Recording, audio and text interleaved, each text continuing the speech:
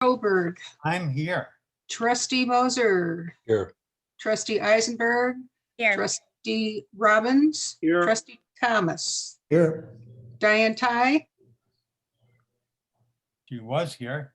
Assessor Jan Churchwell. She was here as well. Don't hear you. She is here. She's in the chat. I'm gonna speak for her. Okay, Whichever. Jan Churchwell. She acknowledged my, Yep. I see her Alright. name. Is anyone else that I'm missing here? Jack McCall? Here. Oh, thank you. Anyone else? Gene Rosser? No. Brian Leverance? Okay, that's it. Do we have a quorum? You have a quorum. Well, then we'll go ahead and do some business. Okay. I ask you all to rise. If Gail has a flag, and she does, we'll say the Pledge of Allegiance. I pledge allegiance to the to the flag flag of the United States of America and to the and to the republic republic for which it for which it stands, stands, one one nation, nation, under God, indivisible, indivisible, liberty and justice for all. Justice for all. Any public comments? There will be an opportunity as the meeting goes on and issues arise to make comments when they're appropriate to the meeting, just as a general notice. And Kate, you had your hand up before. And I can't hear her. You're muted. Somewhere on your thing is a red microphone. If you push it, we could hear you. Can't hear you. Now we go. I don't hear it. She So has way down to- at the bottom, you have to go on the microphone and look for the little arrow, and it'll tell you that you're not broadcasting. You're not muted. I heard you just now. Go ahead. Great. Okay. Sorry about that. That's a Yay! AirPod issue. So very briefly, as I mentioned earlier, I live in Winnetka. I understand that the Winnetka Village paper shredding event isn't scheduled until August this year. I don't know if I'm the only person in the township with this issue, but I find that when I am preparing for my taxes, that I'm going through all my paperwork now and trying to think about getting rid of extraneous paperwork, a lot of which has personal identifiable information on it, and a lot of kind of tax relevant and financial information on it.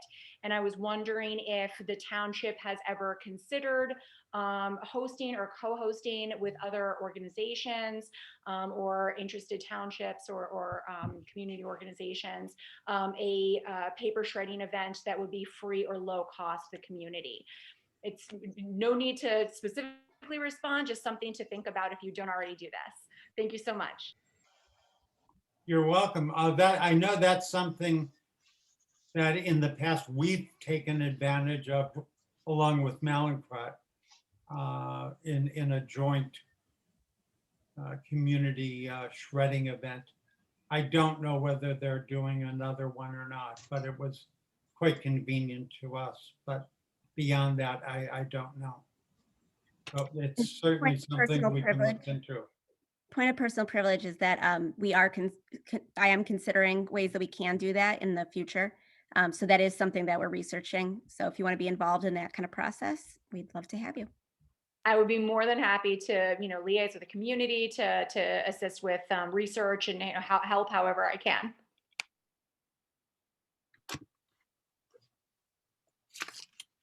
Okay, it's certainly something that I would be in favor of looking into. There are two more line items that I am going to be working on with you guys tonight. The first is the approval of the minutes from our meeting of January 12th. Is there anyone who would so move? I never got a copy of the minutes. No, they're not. Nor did I. No, They're not, Okay, that presents difficulty in approving them, right. Yep. and I I have to do it next time. apologize. I'd move to postpone that agenda item to our next meeting. Okay, that takes care of that one. The supervisor's report would be the last item that I'll be working with you on. Most of it is involved in the thanks that I've already offered members of the board and the audience and anyone who's here. I appreciate your assistance and wish you all well. I'm going to go take drugs. Actually, it's true, but and I hope I feel much better, and you guys are going to do remarkably well over the course of the rest of the year. I look forward to seeing you guys next month. Thank you. Thank you. Thank you. Okay, and if I could say goodnight, I will, but I don't know. Sure. Easy for you to say. Okay, it's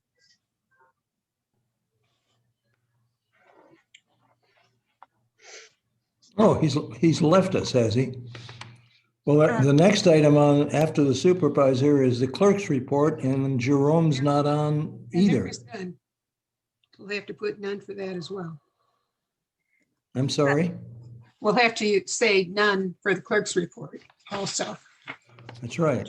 Jerome has, I don't know if you're aware, he was in the hospital with COVID for 10 days. And Is he he's home still in now the hospital? recovering. No, he's home recovering. And he talked to me today and he said he just couldn't make it in. He's also teaching online virtually. I don't know how he's doing it all, but anyway, unfortunately, we don't have any clerk's report. That is Okay. a clerk's report. Appreciate it. So the assessor's report, Jan, if you wouldn't mind, should I read your assessor's report out loud that you provided to the board? Just indicate in the chat. What did she? Okay. Yeah, so Jan Churchwell is up It would like- next. she would like me to review her report that she sent to us.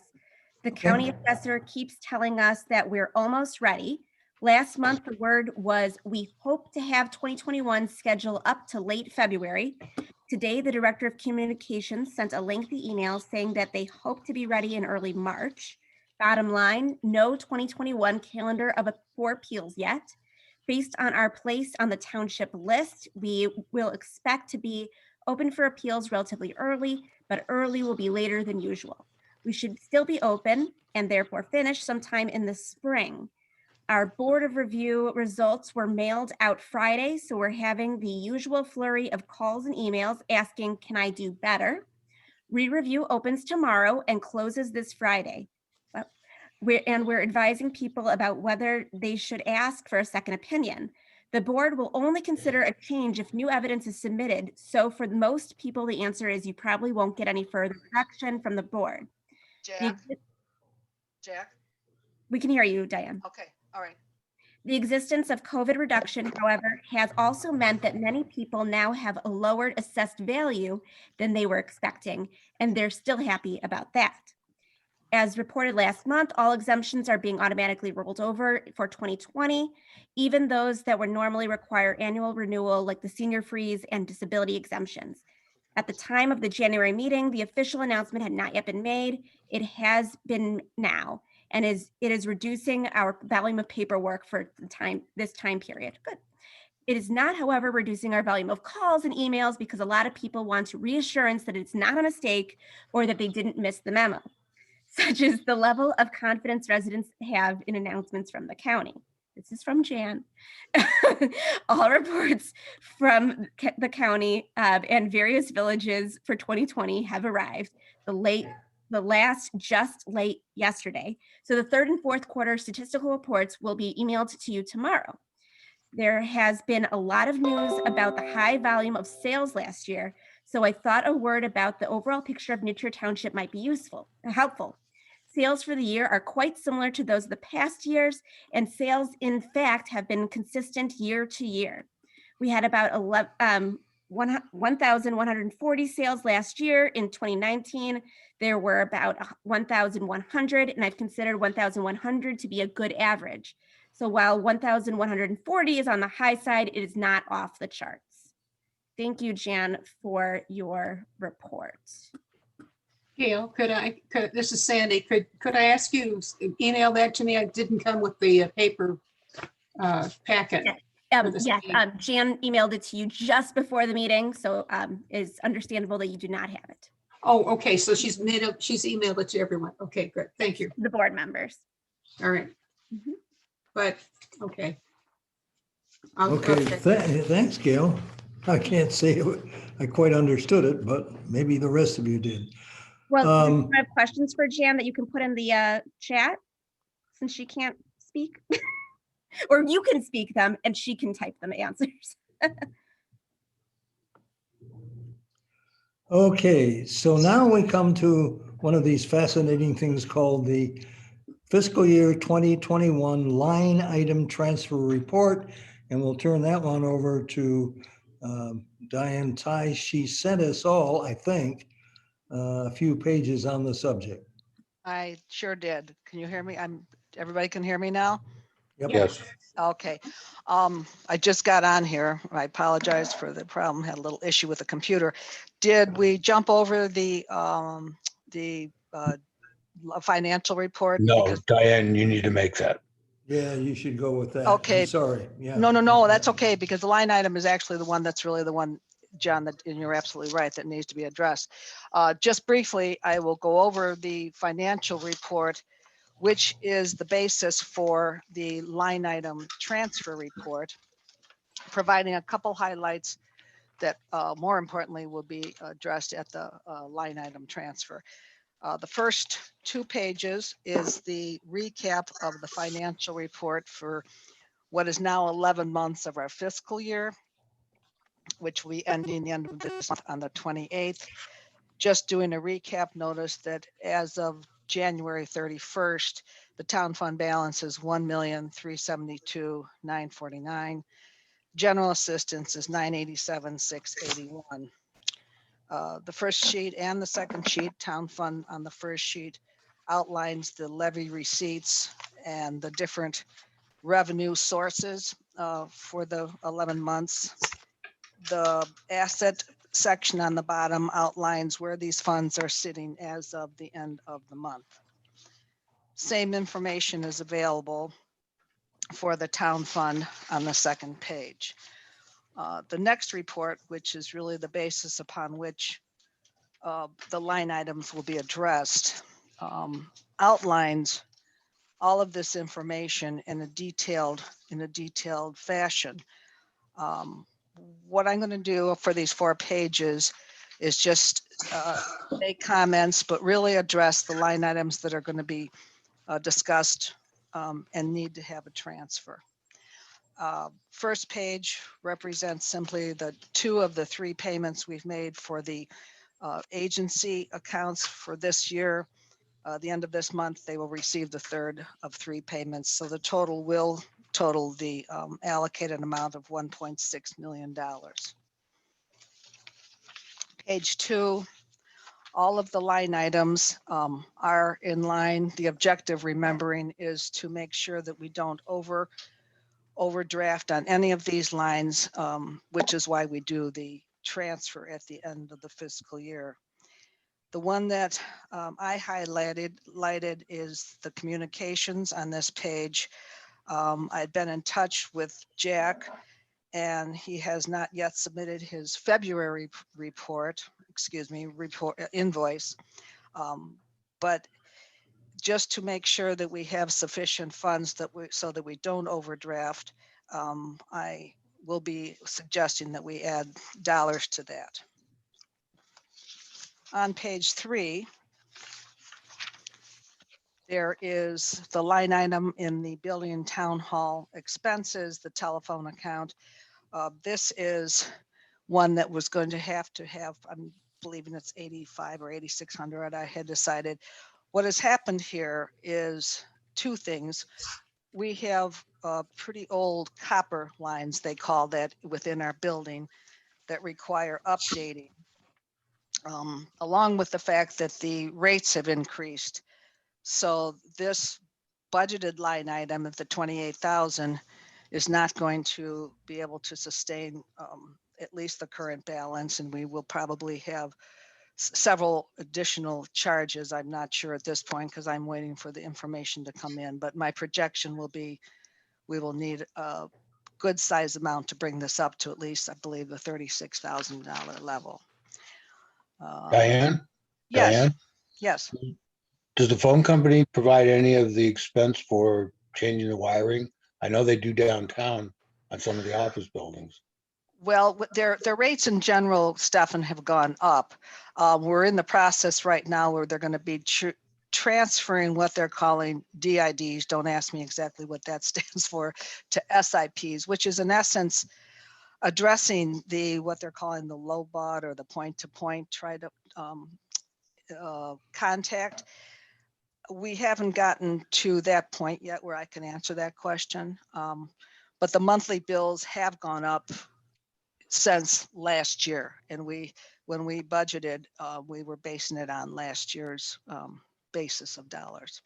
Okay, I will have information as we go through this, but it's going to be a process that probably won't take place until March because these people are all working off-site. And so they're having scheduling issues as everyone does. thank you. The other three items that I wanted to highlight in the town fund are the staff salaries, the IMRF, and the employee health insurance. These dollars, we currently now have direct deposit. I've already processed that. We're due to have paychecks it happens on the end of the month for the staff people. And what I'm trying to ascertain is have those posted yet in our software system because the checks aren't being actually drawn off of our account until today's Tuesday, probably Thursday. So to that end, just to be better safe than sorry, I'm going to be recommending some dollars there just to make sure because we don't want that to overdraft. Diana, a question. I Sure. think I know the answer. Are we eligible for those one-time PPP payments that so many smaller operations have been getting, or is that not something we can apply for? We haven't applied for that. And the bottom line is we really haven't had that need. I know of some townships who have and were awarded that and some that weren't. And I think that is, in my opinion, I think that we do have those funds. We certainly could look at that going forward, but I don't really know if that's necessary given our financial status. No, we don't need the money. It's just a matter if everyone else is Right. getting it, maybe we should think about it. Right. Now that's a good point. I can certainly look into that, John. Thank you. Okay, that's just a brief overview of the line items for the town fund. Then the last page is the general assistance. All of those dollars are in line. Making note that the home relief continues to be low. The home relief is actually our general assistance account. The emergency assistance, we had increased the dollars. I'd worked with Jean last year because she was uncertain with good reason what the need would be there, but we are in good shape with our line item. So I think also going forward, we're probably going to want to look at this base again next year. The only item here is the food pantry. We had bumped it up to 80,000. And as this is through January, we're at the 76, almost 77,000. So I'm going to recommend an increase in that as well, of which Brian will be very happy. So that is just a brief overview, which then blends into the next item. If I can go on to that, John, if there's. Sure, please do. Okay. The line item transfer is the final, what I call final call, last call for our fiscal year to make sure that everything is in line in the line items. We historically have been really what I would call spot on with our budget items and the projections that we've had.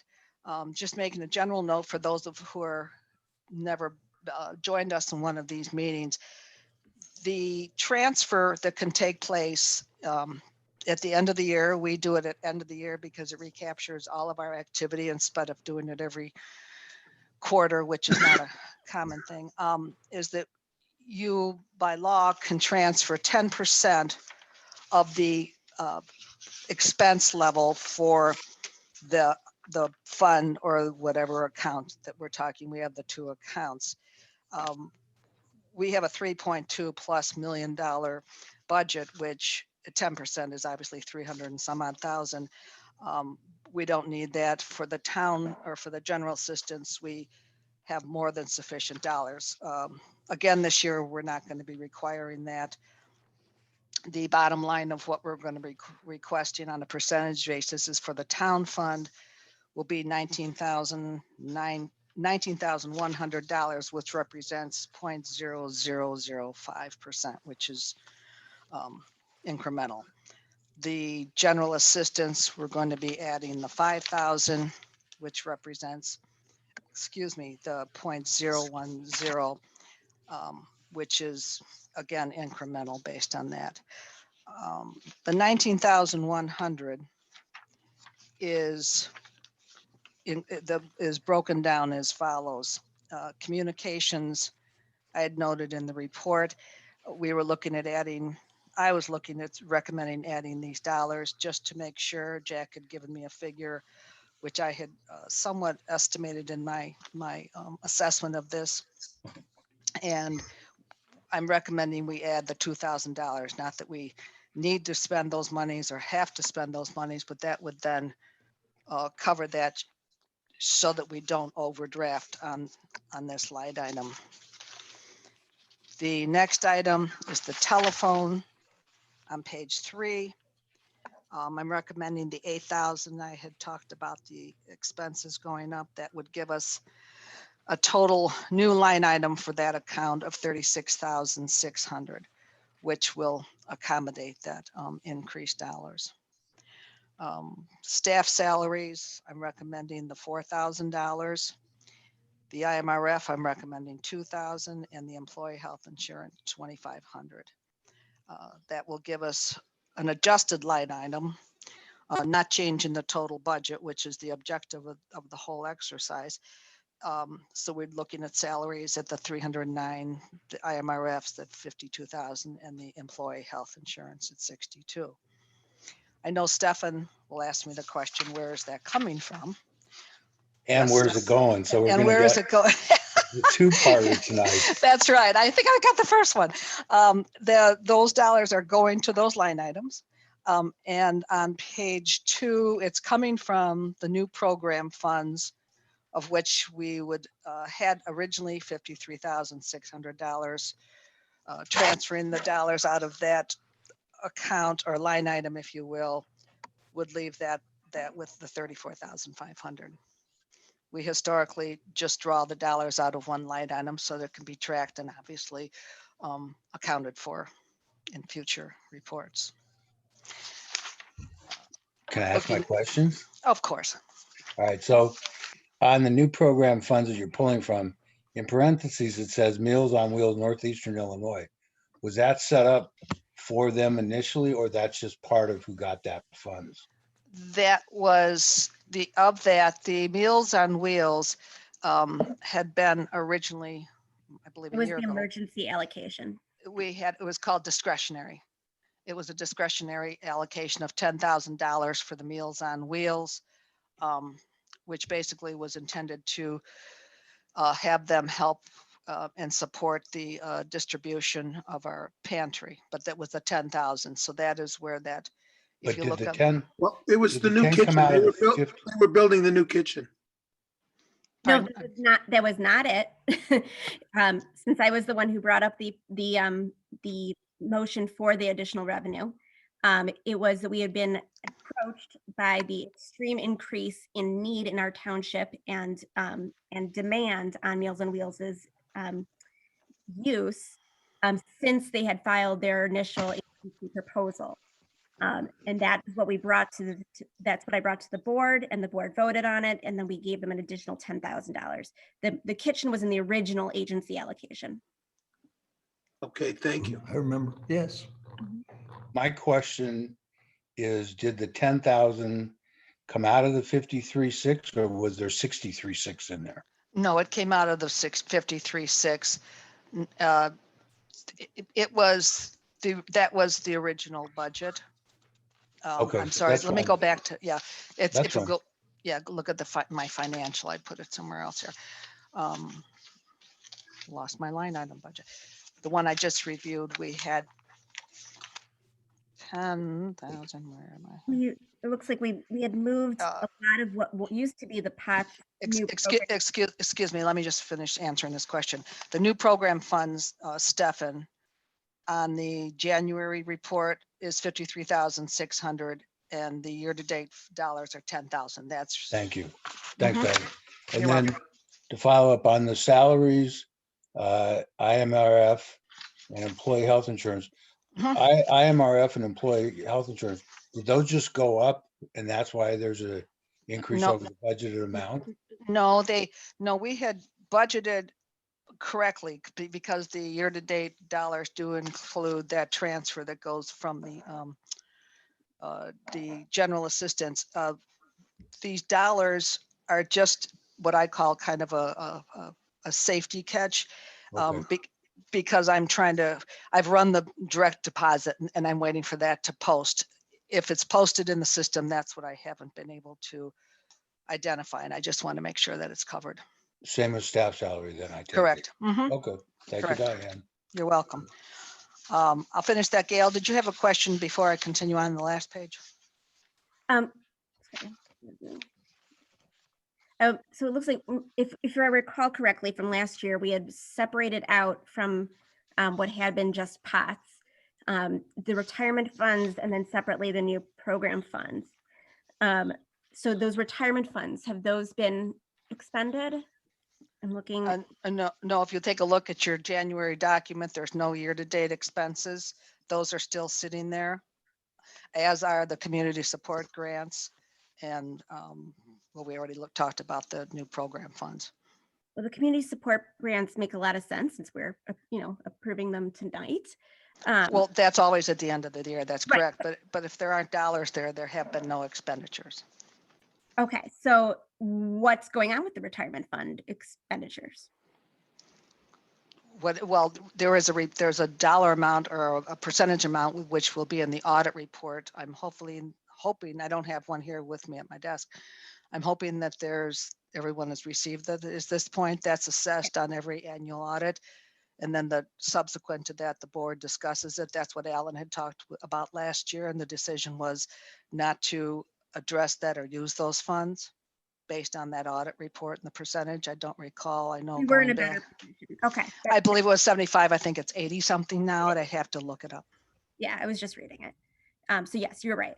I forgot that part. Okay. Then I'll continue then. I was Okay. just going to ask you about the phone. I don't know about the others, but I'm so skeptical of the phone companies nowadays. They take such horrible advantage and we're kind of at their mercy. Are we Okay. dealing with AT&T on this upgrade of the lines? No, it's Comcast. Comcast. And how Mhm. long have we been with Comcast for? Oh, I'd say about about a year right now. We had been with AT&T a year and a half. Before the pandemic became in full blown operation, if you will.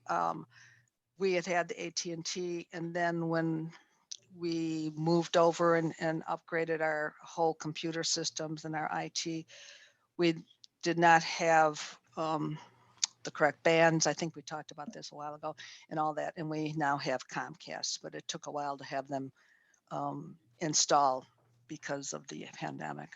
When we transitioned over to Comcast, did they alert us to the fact that like a year later, we were going to need this revision of the copper, this expensive revision? They basically inherited it. They were aware of what the situation was. They inherited it. That's been there for a long time. I'm not real knowledgeable on exactly how all that works, but I do know that those are older lines and we've had them there for a long time and and I think it's basically an overall function that they're doing this to anywhere and everywhere. Excuse It's me, not- Diane, I think the question from Elliot, I think Elliot, wasn't that, did they alert us that they were going to have to upgrade because the copper lines wouldn't serve us well?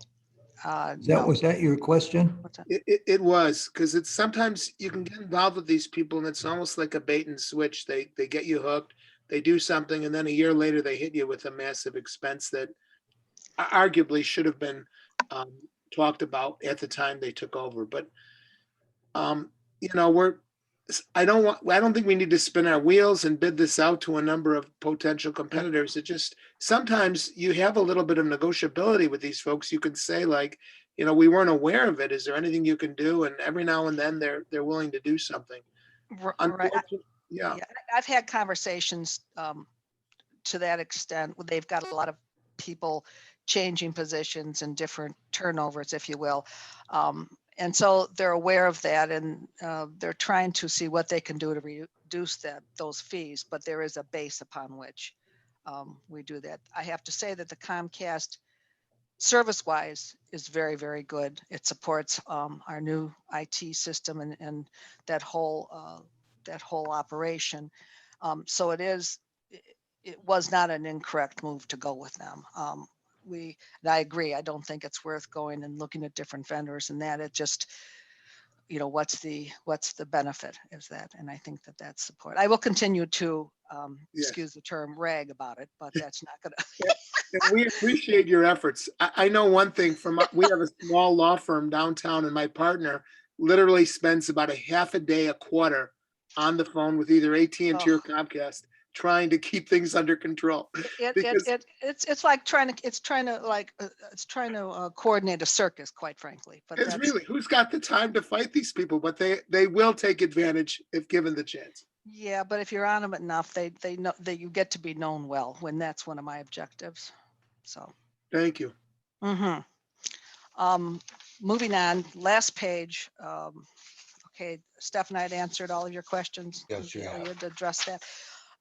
We just have the one item, and that one item is the $5,000 for the pantry, transferring that, increasing the pantry line to 85,000, and those dollars will be decreased or taken out of the home relief line item. $5,000. Diane, have you talked with our good friend Brian about this? Because he tells us in his report that, quote, we have a lot of money that came in from donations about the food pantry. Yeah, to answer your question, I haven't talked with him recently about this. It's an understanding, if you will, that these dollars we use out of the town fund, or the GA budget, but we also are supported by the Angel Fund, and that's what you're referring to. And we are getting a lot of donations for Those the Angel donations Fund. come into the Angel Fund as opposed to what? The general assistance. Oh, Because okay. these are the dollars that we've set up, I got it. and in an effort really to use some of the funds in the GA, but we balance it. So Brian is very excited that we have those dollars. He knows he has a fallback, which is what he and I discussed in the past. Okay. So to that end, that is the line item, proposed line items that need to be addressed, changed, updated, whatever, but approved tonight because we need that for the closing of the fiscal year. Well, I'll just make a motion that we approve that which you recommended in your line item transfer report. There's I second. Who All seconded? in- I do, Elliot. Elliot? Okay, thank you. any additional debate? The debate.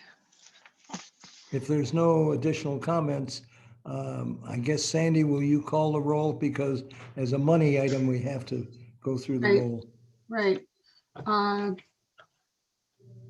There's only four of us. Oh, that's right. Dr. Our supervisor's gone. Trustee Eisenberg, Yes. trustee Moser, Yes. trustee Robbins, Yes. trustee Thomas. Yes. Who did I miss? Nobody. Okay. That's it. Now for the good health of our staff, next subject is the salaries, and I'll remind you that what we usually do is we propose a 2.3, we propose a raise that's, what do we call it, Diane? An increase, a salary, just an increase. No, but it's in line with, Oh, the levy, it's in line with the levy, yeah. levy percentage, correct. So that's what Diane or anybody that's involved in it will be recommending, and it's up to us to see if yes or no, whether we like 2.3%, which is what the levy is, or we got something else in mind. So let's open it for discussion. Could I just add one point? Sure. That as a matter of dollars, looking from the dollar angle of that 2.3% on the total existing current salaries for the staff would be $8,330. Total increase across the board. Diane, can you kind of speak to how everybody's doing currently at the township? You know, I know that we have reduced office open availability for residents to come to make appointments. But are otherwise our hours the same? Yes, they are the same. And also to make the comment or note for the record is that the people are working more hours to get the work done. The amount of effort the group puts in, whether it's over the weekend, in the evenings, early in the morning, depending on their situation, they do put those hours in. Thank you, appreciate it. I would like to suggest, I'm interested in approving an increase beyond the 2.3%. This is battle pay, folks. This has been a very difficult time for everybody working in the township. This is an unprecedented pandemic. They are coming in at great risk to themselves. We've got injuries, people have been hurt, and they're still working, I think, up to their potential. The efforts have been extraordinary, both in the office and outside the office. This is a once in a lifetime pandemic. I'd like to see something more along the lines of 3.3 to 3.5%, possible. Let me add, I've been through this before with other groups. I agree with you in concept or in fact, Elliot, but what you don't want to do is to set a raise, extra money that then carries on forever.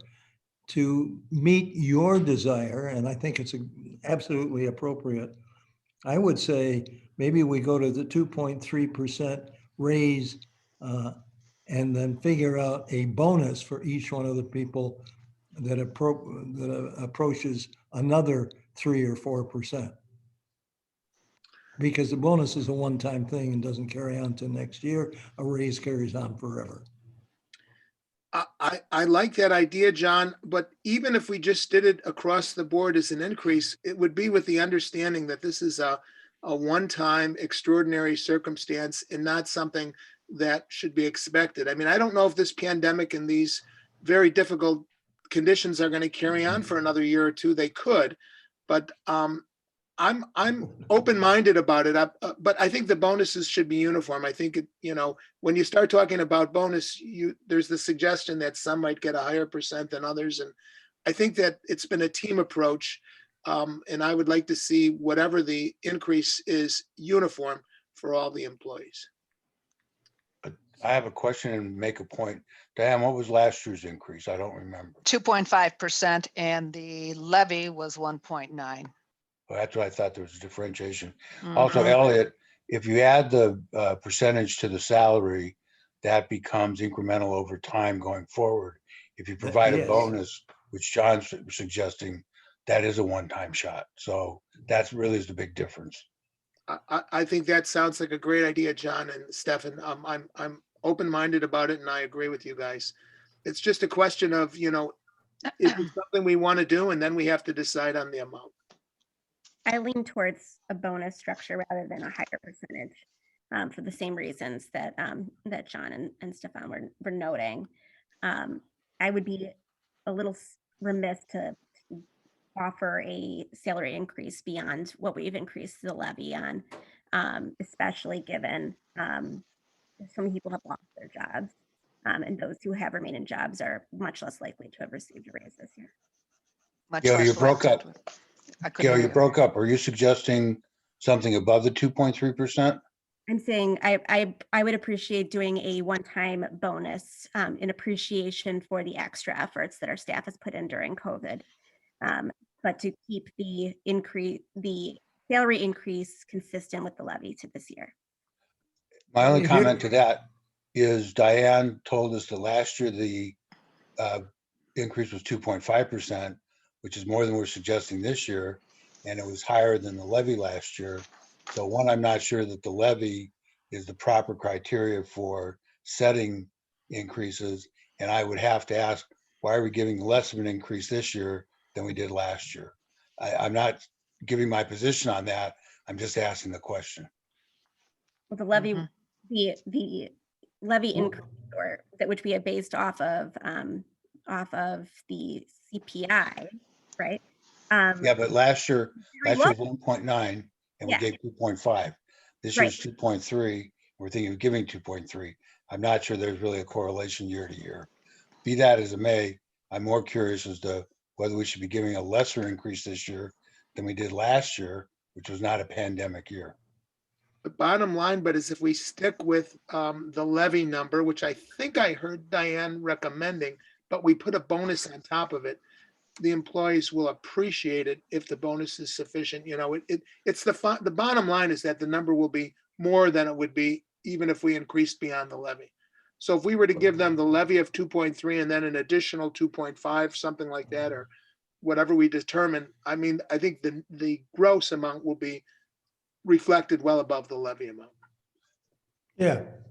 I was going to say, but you beat me to it, Elliot, that if we give them the levy or 2.3 and then say, oh, by the way, you're all going to get another as a bonus, pick a number, 2.5% or 3%. None of this is going to make them rich or have them buy a new car, but they're all going to appreciate it, I hope. Absolutely. I guess my point is, I don't think that we should be connecting the levy to the salary increases. I think that's a bad precedent because next year we might need a 5% levy.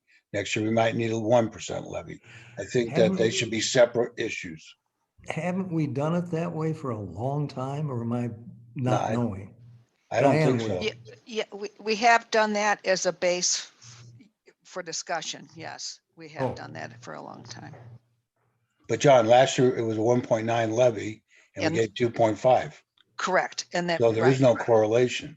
No, there's Let- not a correlation, but it had been used. You're correct. You're correct. It had been used, if you will, as a discussion base.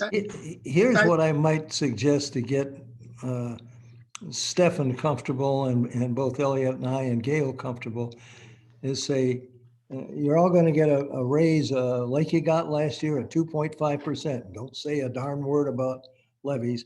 And then, oh, by the way, for all the reasons that Elliot said, we're going to give you another 2.5% as a one-time bonus. I Separate can and buy apart. that. Separate and apart is what you're saying. Oh, yeah. Right. Yeah. Okay. And Diane, just to add a little color on the history of salary increases, would you per chance have the last 3 or 4 years?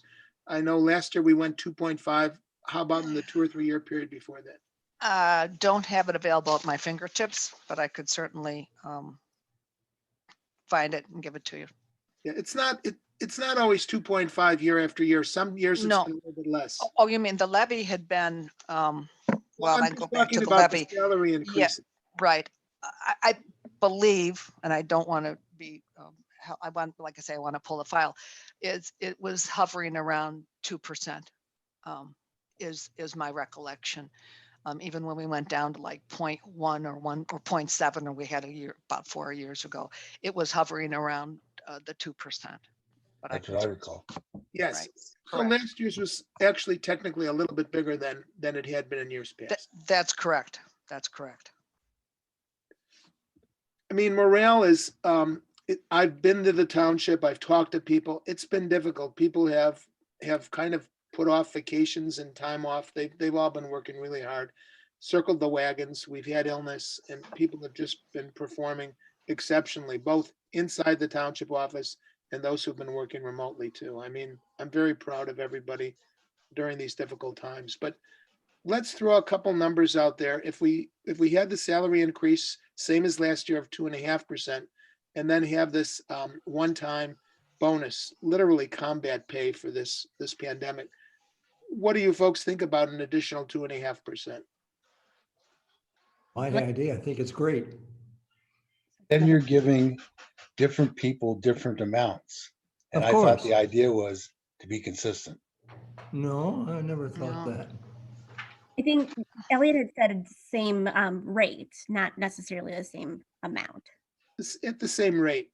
Yeah, Percentage. but somebody that's making $80,000 getting 2.5% is a much different figure than somebody making $50,000 and getting a 2.5%.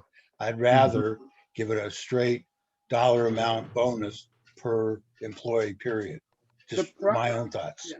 The only problem with that is that somebody, you don't want people to compare, well, we're all getting the same amount, but I did this and you did that, and he was here and he was there, he was at home, when you do it on a percentage basis, it's almost a little blinder in that it's I'm not sure. I hear what you're saying, Stefan, but to accomplish your goal, don't you think to go on the straight percentage is even more equitable? Yeah, but you're giving more money to the higher income individuals. So is that what you're trying to accomplish? And I'm not, again, giving my opinion. I am posing the questions. Right. It's a good question. It's a good subject for debate. It's the old adage of Yeah. the good don't get what the bad get. So it's a kind of reverse of that, but you're rewarding people who make more money with more money and not rewarding those who make less money You could do as a a lot of, bonus, as a bonus. Elliot, to your point about it being less comparable, remember all salaries are public, and certainly public knowledge, which was a whole nother issue because we need to have our on the website. website after they're approved. Yes.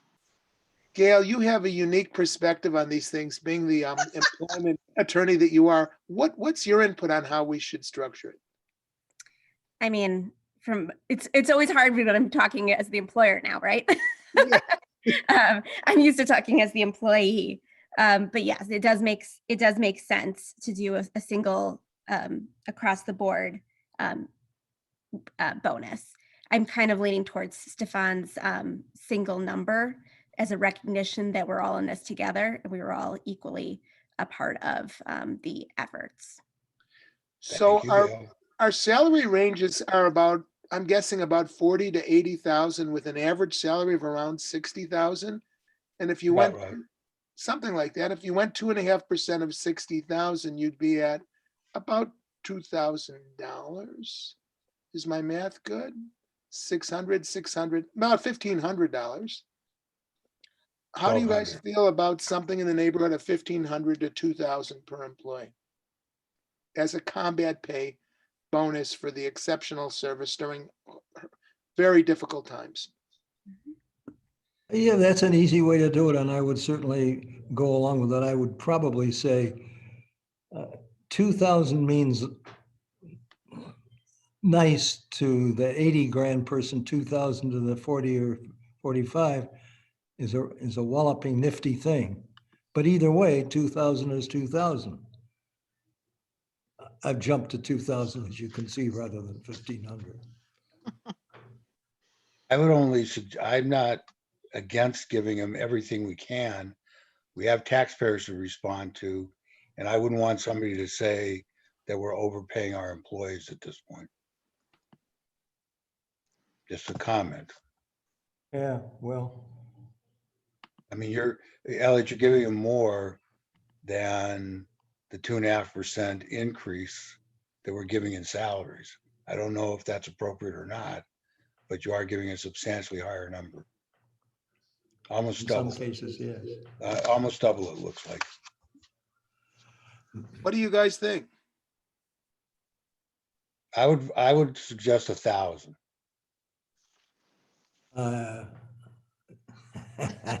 I'm getting my poker chips out to put them in the middle of the table. I like 2,000, but 1,500 would make me more comfortable. 1,000 seems a little chintzy. It just seems that way, but that's a purely emotional reaction.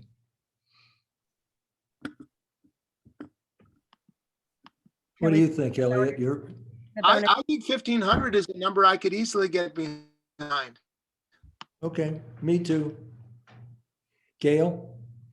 I would agree that 1,500 works for me. The only thing I wanted to bring up was that since we are, as we'll discuss, when we get to community support grants, I believe we were lower in how many people applied. Is that 237. we were down? So just for a note that we do have some funds there, but also that those grants are traditionally 1,000, or at least they have been as long as we've tried to keep them 1,000. So, I don't think that we would be off base by putting it on that rate. But I would support 1,500. Could I just interject a comment, Gail, about the community grants? In the past, it's been about 1,000. The current budget right now, which is an item, obviously the next item on the thing is 290,000. Gail or Jean confirmed again today that 237, perhaps two more. In the past, the board has said, well, let's look at the numbers and then look at the dollars allocated. And to that end, and I think you were involved in that discussion I'd had with Jean on the emails, it could be up to 1,200 if that was a decision. So that certainly is something that needs to be out there. So every, as a decision for the board. Sure. Just a Diane, didn't it comment. used to be 1,500? Yes, it was 1,500. Then and this was again another journey of different dollars. It went down to, I think, different, like 1,200. It dropped down to 939 or 35 at one point. It went back up to 1,000. Last year we had, and Gail's correct, a larger amount of applicants that were vetted. So the total dollar amount was pushed up to 290,000. But Was that large number, that 1,500, was that during the period where they were pulling out of a hat, Yes, lottery. the lottery? Well, but that was the so that to was the speak, initial that was the It's good. initial amount when the program was first conceived. It was that way for several years, Right. and then we always with a lottery, I believe, Mhm. and then thereafter we decided that the lottery wasn't the best way to approach it, and to just take whatever the pot of money was and divide it by the number of applicants. So there was a shift in how we allocated these funds. Right, and we did increase that pot last year because we Correct. had to be 1,000 per person to make sure that we could do that. Because we had that number of people. We were trying to make sure, or the board was trying to make sure that each one would get $1,000. Could I interrupt a second and suggest we might want to get back to the discussion about salaries, not get too far afield? Sorry. Sorry. So the last I heard, we were talking 2.5% raises and $1,500 bonus for everyone. Was that where we cut off? I would be Yes. willing to make a motion. With Please both do. of those. I move that we increase salaries 2.5% across the board for our employees, and that we pay a one-time combat pay pandemic-related bonus of $1,500 per employee. Second, Discussion. Diane, how many employees are there now? There's 5 of us. Okay, thank you. Mhm. Diane, do you think that will go over well? That will be good for morale and people will appreciate that? Yeah, absolutely. Absolutely. And I don't like discussing my personal opinions. That's my personal opinions, but I think that's very, very gracious. And I think, in my opinion, more importantly, the very fact that the board is considering that will mean very, very much to the group as well. Thank you. Mhm. So moved. John, you seconded? I seconded it. Sandy, if you would Yes, I call the have roll. John moved and Elliot seconded. No, Elliot moved Elliot moved and John seconded it. and John seconded. Seconded it. Sorry. Okay, roll call vote. Trustee Eisenberg, Yes. trustee Moser, Yes. trustee Robbins, Yes. trustee Thomas. Yes. Roll call vote. And the motion moved was accepted on a roll call vote. Okay, now we go on to agency allocations. Yes. Okay. Should I take that, John, from here? Yes, please. Okay. There's a one sheet, I believe that was in Brian or Larisha had included in their board packet. It was also included in Brian's report. It's the one sheet saying outline all of the three different agencies. And on the far right, there's 4 columns on the far right. In this particular file, it says R and it says 2022 allocations. Does Yep. everyone have that one sheeter?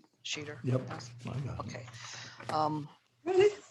Okay. These are the final allocations that Brian has worked up, broken out by agency and by the committees, totaling the $1,636,500, outlaying that for the agency oversight, the $432,500, the mental health committee, $509,000, and the money follows the person of $695,000.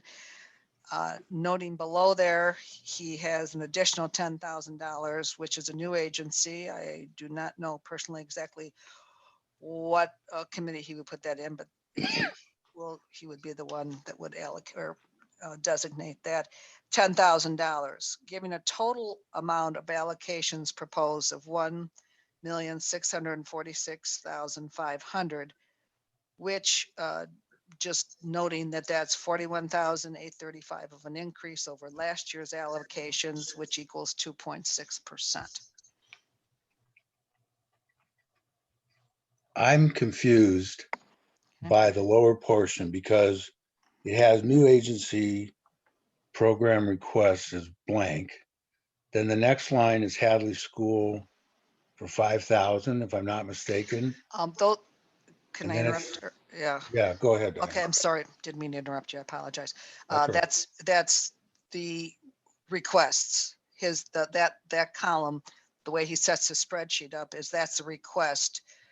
And the final is what was finally allocated, approved, or decided.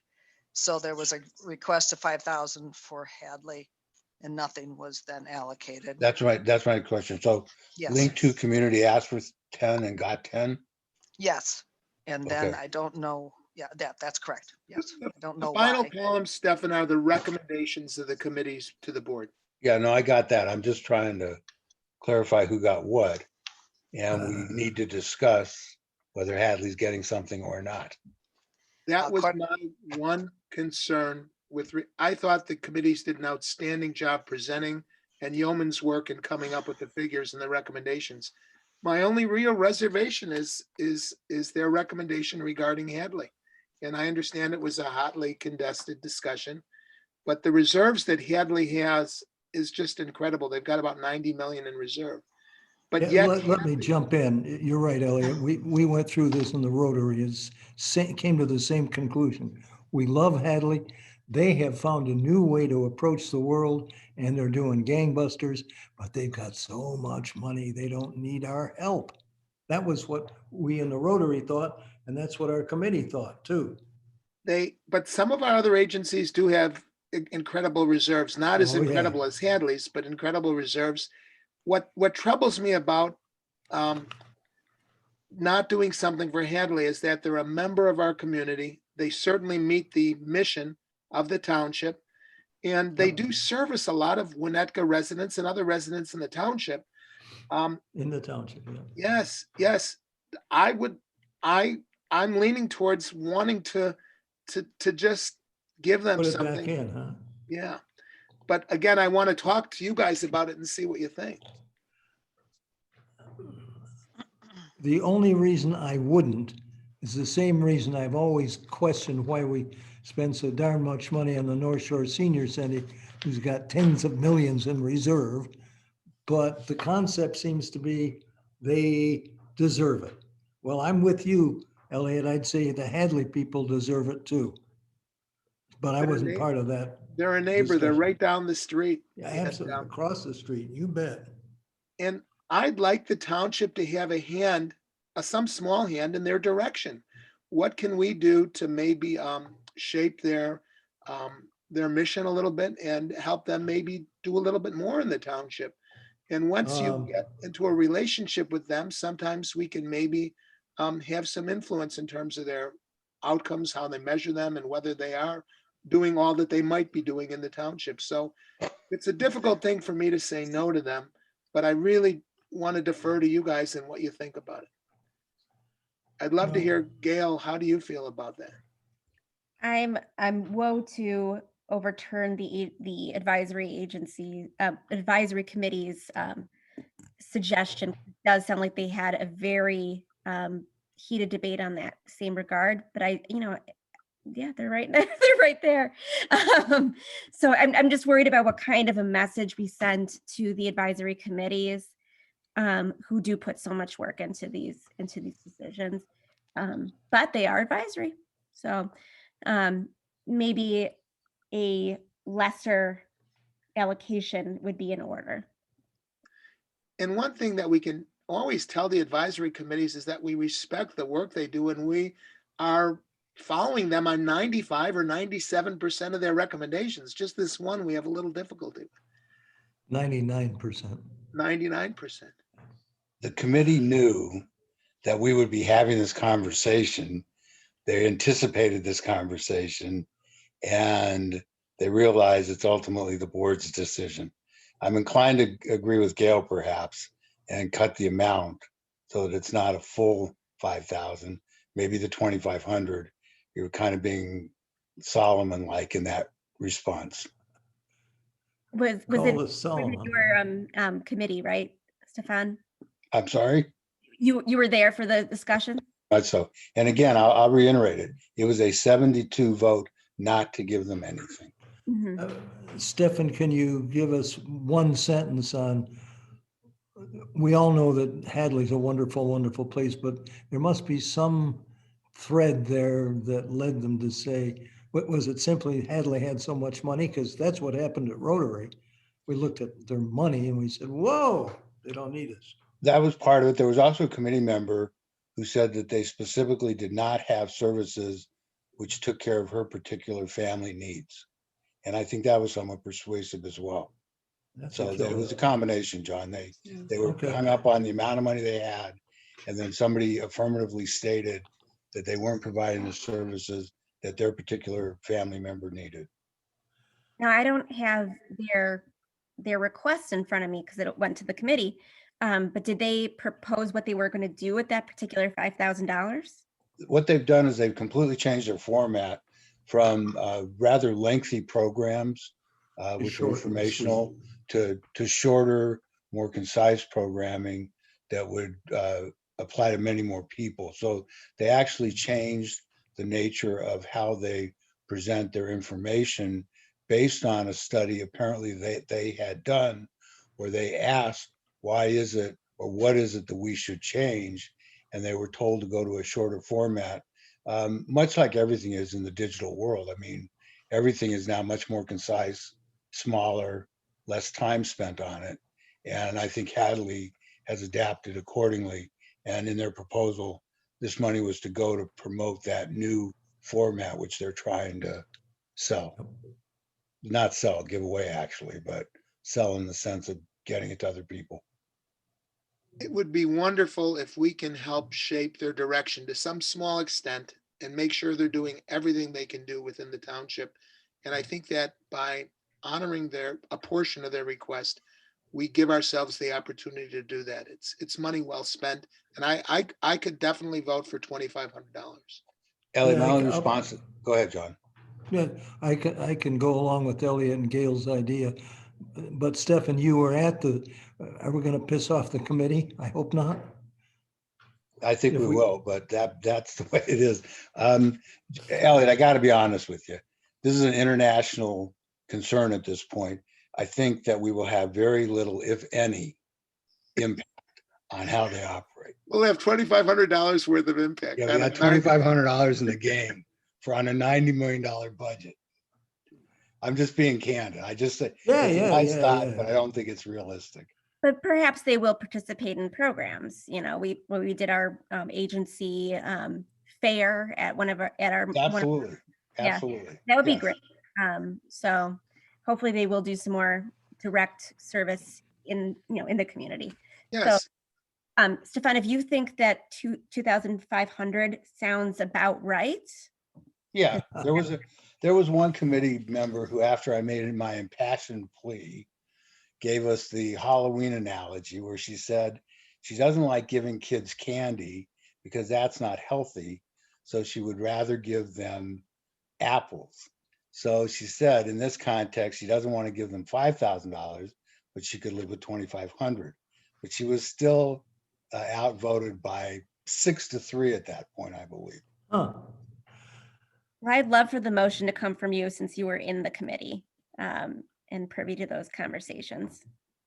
They were adamant about it, but it's our prerogative.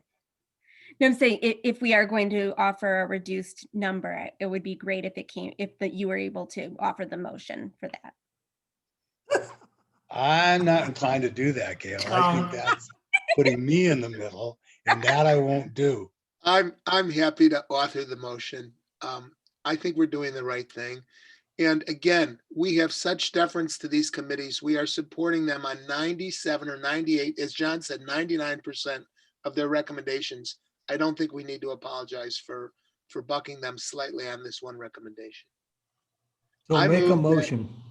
I move that we approve the committee recommendations in their entirety for the sum of $1,636,500, with one exception, that we authorize an additional $2,500 to the Hadley School for their initial grant, for their initial proposal, which would be 50% of what they've asked for. So a total of $1,639,000. Second. Who seconded? John, Me. Thank you. I like to spend money. More money. Wow. May I just ask one question?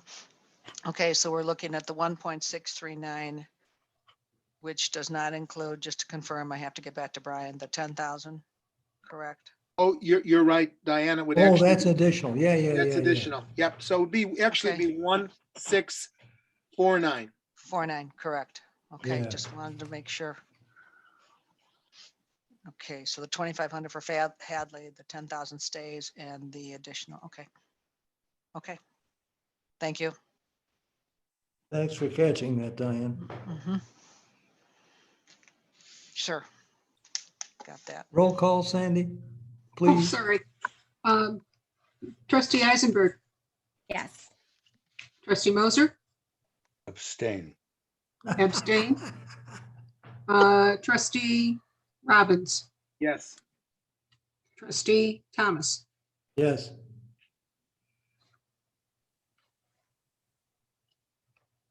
roll call vote passed. Yep. Motion.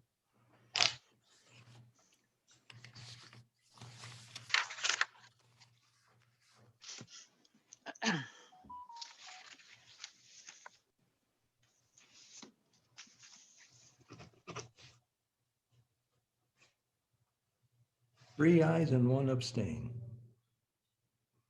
And Stefan, had we broken it into two separate votes, setting aside the Hadley and the Yes, I would Tonley, have. you would have Yes. supported the, yeah. Correct. Is there any reason to go back and do it that way to get Stefan's vote on a unanimous? No, Okay, no, he honestly abstained so he doesn't get stuck in the ear by the committee that he worked with all year long. Duh. Okay, we got that. That's sort of a nifty solution. How about item 13? There's a candidate for the Mental Health Committee. We got her resume. I think we were on community support grants. Oh, But just mm, seemed like we did them. Yes. but I would move that we amend the agenda to move the startup grant funding proposal, since we have a number of guests here who came to answer any questions that are that might come up regarding that proposal. And it's 9 o'clock almost. Okay, Gail, do you want to change the agenda? Yeah, that was what my motion was. Yeah, Okay. I'll second it. thank you. okay. It's all right with me. All right. So you have all received a copy of the grant proposal from the Record North Shore, which is a nonprofit local news group. And I would like to yield the floor to Joe Codlin to kind of present his grant proposal. Excuse me. I had suggested, and I will say one more time, as a point of order, I don't think this proposal is appropriate. I think it's a conflict of interest. If none of you agree with me, we'll go on with the agenda item. Otherwise, it should not be on the agenda. So I would first say that we should have the proposal offered, and then during discussion, I would like to hear why you think it's a conflict of interest, because I do not. Well, if nobody agrees with me on the top, then we'll go ahead with what you suggest. I just think it shouldn't be on the agenda, period.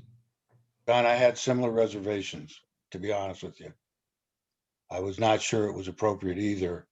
My rationale ultimately was, I don't know that there's a huge difference between a newspaper and a website. And we certainly have funded a significant number of websites over the years. But I had similar reservations and was going to make a similar request of the group. Well, if there's only two of us of the four, that splits it down the middle, so we should probably go ahead and discuss it and then make a decision on what we do with the request. So who wants to start? I've We've yielded. got this lovely, go ahead. I yield the floor to Joe Collin to present his proposal.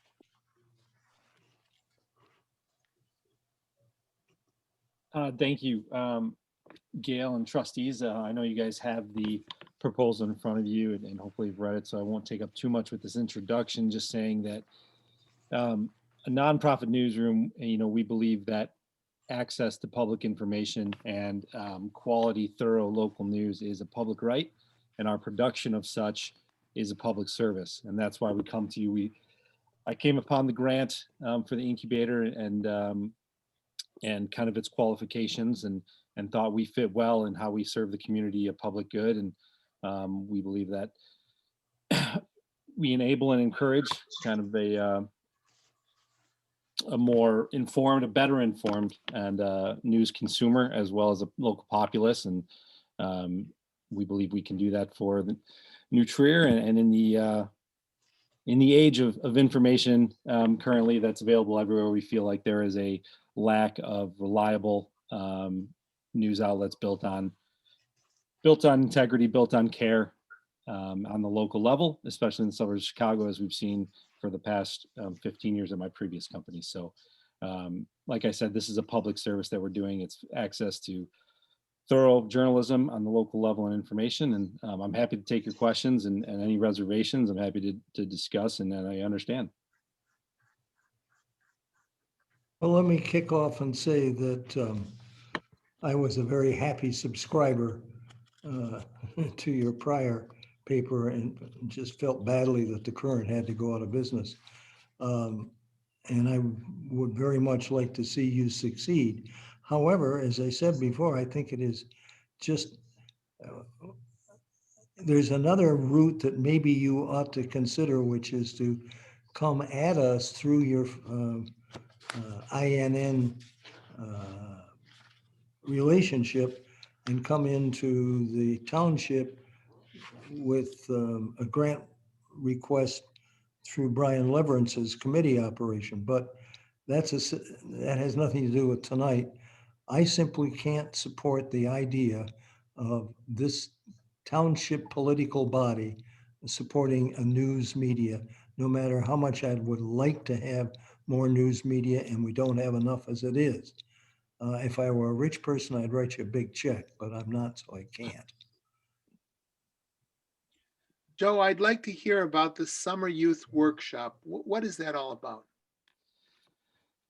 So one of our points of our mission, besides the kind of framework of delivering daily local news, is to create a conversation, create a platform and an infrastructure for a future news consumer that understands the news process, that understands the difference between quote unquote fake news, quote unquote biased news, and objective local news, and what goes into it. And I think that starts when they're at a certain age, a schooling age, probably in the high school to early college, when they really start to understand the news process. And we want to create kind of this boot camp / workshop, lasts a couple weeks, get a qualified educator that we can work with. And while this educator provides the instruction, we provide kind of the platform, and about 8 individuals and from the community. And it also provide access and an entry into the journalism field, and explain the process that goes through and kind of create this better and engaged news consumer for the future, which I think we're in need of. We very much are about protecting at-risk youth, very much in favor of providing programs for them. And I'm wondering if a workshop could maybe be geared for some of our troubled youth, if there's a way to get them involved, because that would be so consistent with the township's mission, and it would be something I'd be very interested in. I noticed that you broke the proposal down into 2 segments, the 6,000 for the summer youth workshop, and then 14,000. What was that for? That's really to general operation for expanding our mission. And since we're so new as a startup, we really have been subsisting with our initial crowdfunding support since October when we launched. So now it's really finding another source of revenue to keep that mission going, and that can get us to a point where we can establish and have a sustainable business model. Thank you so much. Sure.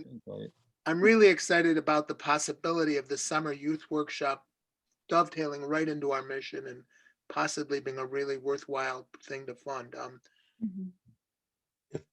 Elliot, I want to pick up on your point. Traditionally, the township supported programs within a given organization. We've deviated from that somewhat in the recent years, and I recognize that, but that was still fundamentally our charge, was to support programs, not agencies. And in that context, I would be more comfortable supporting the youth aspect of this proposal as opposed to supporting underwriting the general administrative costs. I, like John, when I read the proposal, I thought, well, this is really cool, but I'm not sure it's appropriate for the township. I think that unfortunately, there is an inherent conflict with the township supporting a particular news organization, albeit a not-for-profit one. And in today's climate, news is such a hot topic that we have a huge contingency in the township who probably support one half of the argument and another group who support the other half of the argument. And I wouldn't want to alienate either one of those groups if it can be helped. So initially, I was going to reject the proposal in its entirety, but I could probably be convinced to support this youth program, which you're excited to try and entertain. That's my position. Thank you. Just to give a little bit of additional information, I did call TOY, the Township Officials of Illinois, for those of you who are not super into TOY, and asked them if other townships do fund a community nonprofit newspaper. They said no, but that it would fall within our purview under Dillon's rule. Obviously, they're not lawyers, but I tended to agree. I see what you're saying about trying to make sure that we don't look like we're influencing any part of their editorial slant or in any way, shape, or form, and that news has been polarized. At the same time, the government does support public broadcasting, NPR. I know it's a minimum amount of their budgets, but there is certainly precedent for that. One thing I appreciate about the record is that they are continuing to make sure that there's no paywall for civic-related stories, and that's a public service, and that is certainly within our purview of ensuring that the populace has important information not only about our government but about every government. So I tend to agree that the summer youth workshop is much clearer within our purview, but I would certainly support some sort of additional support for the public aspect, the public service aspect of the record. Gail, to your point, you just said that NPR is supported by the government, but a relatively small amount. Here, we're basically giving them the yeoman's share of their startup costs based on what the proposal says. So I think there's a difference between nominal involvement and substantial involvement. The analogy for me is Hadley School for the Blind. That is a good point. Thank you.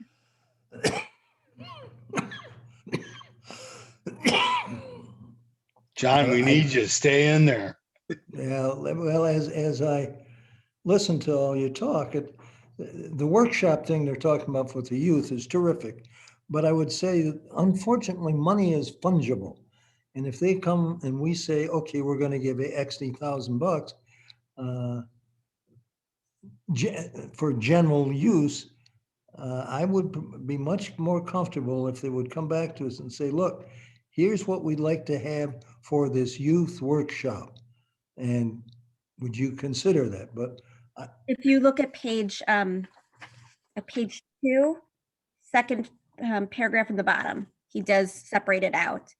It's analogous to how some of our agencies would offer 2 different line items for 2 different programs. But as long as unless we put some real restrictions on the money we give, money is fungible and they can use it for anything they want. So I would prefer a revised request that speaks only to the youth workshops as opposed to anything beyond that.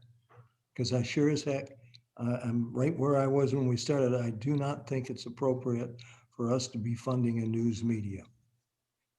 John, we But- don't do that kind of thing when we're looking at our normal agencies. I think we should be treating them on parity.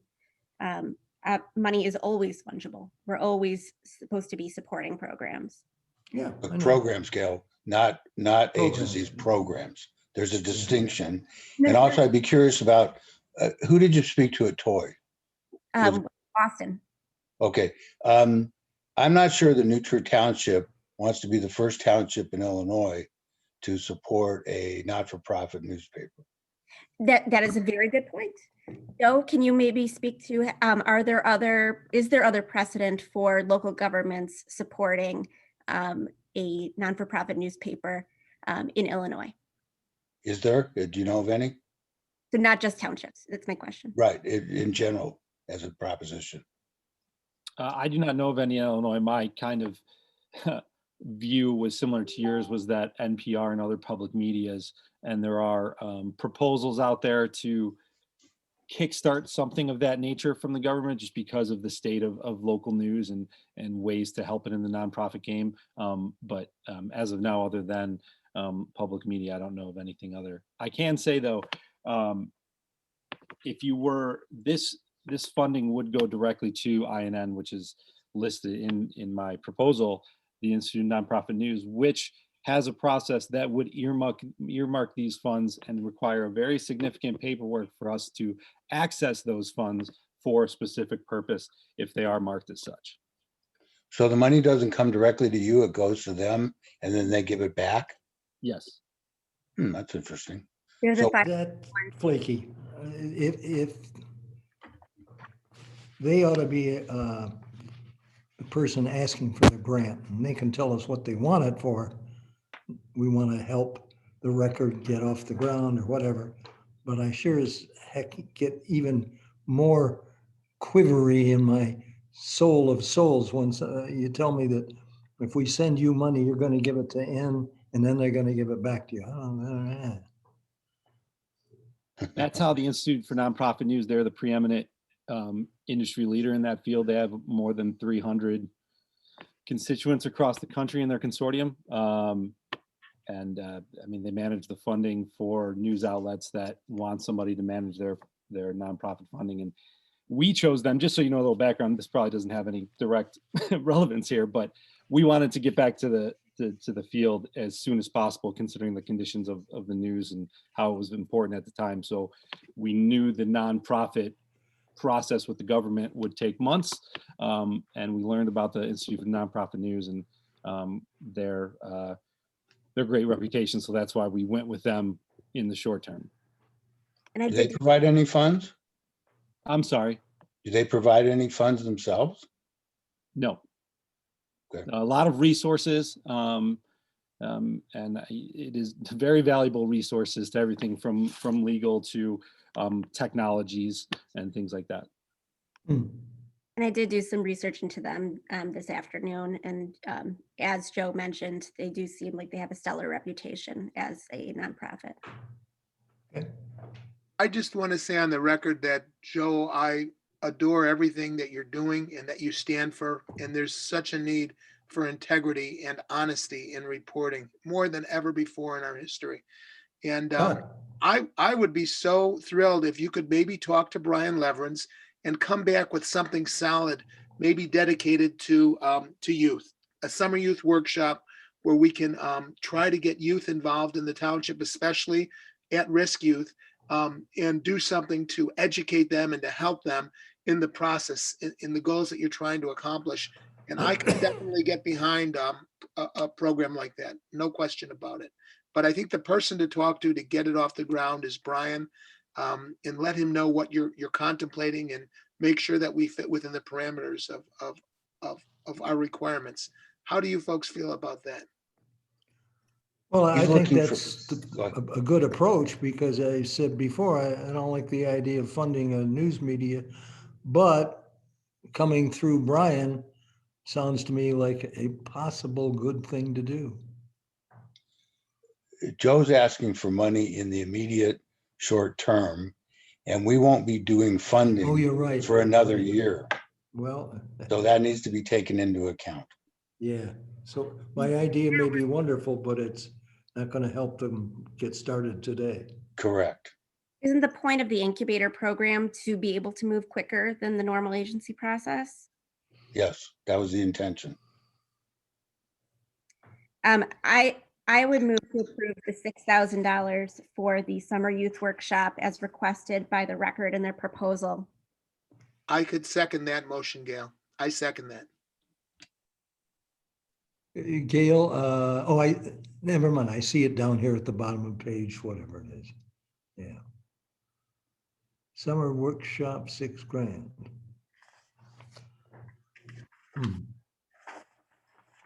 summer dressing to be soon. And we do have some money left in our new programs funds, as we saw in our budget reconciliation. So I would hope that you would all support this innovative program for New Triers youth. And Joe, this would just be a fraction of what you're asking for, but it would be something to get us partnering with you and get us started on the right track. And if you can do something for youth and fit within our mission, then I think we can move forward, and grow it from this point. But this would be seed money that we'd hope would be put to good use in such a program for our youth. Yeah, I could buy that. Just to note, that would definitely, the way we have it broken out, would fund the entirety of the program for this year. And hopefully in the future, we could add some elements to it. But what we have for this year and the plan for it, the 6,000 would fund it. Oh, and Yeah. I apologize. I'm going to amend my own motion. Make the $6,000 to the Institute for Nonprofit News, INN, earmarked for the record. Earmarked for what? For the record, North Shore. For the record, North Shore. Okay. All right, Capital there's a T, motion capital on the R. floor by Trustee Eisenberg and seconded by Trustee Robbins. Gail, do you think that that's got enough meat in it, that it specifies that it's for this particular program? Let me try to make it more specific. I will. think perhaps. I move to amend my own motion. I move that we approve $6,000 for the summer youth workshop to the Institute for Nonprofit News, earmarked for that to the record for its youth summer youth workshop. Gail, besides a motion, I'm going to need something if we're going to, just to clarify, we're going to be issuing these dollars in this fiscal year Right. before, well, the year ends next Sunday. But I'll need some kind of a documentation. But this, just to confirm, this is coming out of this year's budget, correct? That would be my understanding. Okay. And I We'll give- second Trustee Eisenberg's amended motion. Call the question. Right. Trustee Eisenberg, Yes. Trustee Moser, Yes, Trustee Robbins, Yes. Trustee Thomas, Yes, motion passed on a roll call vote. Gail, I might talk to you after the meeting to make sure I've got the writing completely right. And we won't be offended if anyone who was here just for that part of the agenda needs to leave. But let's go back to I our, just want to say, Joe and Marty, we're excited to be working with you guys and we look forward to hearing more about the program. and Megan as well. Megan is with them as well. Yes. Megan's here too. Megan, thank you. Yes. You'll be hearing from us shortly. Thank you very much. Much appreciated. Have a good meeting. Good night. thank you. let me mention, in case you hadn't figured out, folks, one of the things that we absolutely must do is approval of claims. So let me see how quickly we can I'm get sorry, through. John. Sorry, we had amended the agenda so that we had moved up the startup grant up above community support grant. So now we're in order for community support grant discussion and approval. Well, if you guys want to hang in there for another hour or two, We'll that's hang your in. business. Or we could do the checks now and then go back to that, either way. Yep. Okay. Let's see, we kind of got through that. What did we do with the mental health committee member? We Did haven't that talked get- about that yet. Okay. Then. I'm going to say this. We can get rid of a couple of things pretty quickly. The first one is the trustee liaison reports. I move that we accept them as written and delivered to us via email. Good idea. I would amend that motion to say that would be for the staff board reports rather than the trustee liaison reports. Okay. Yes, all right, Couldn't it be for the same or no? of course. Well, we didn't. I didn't submit anything in writing.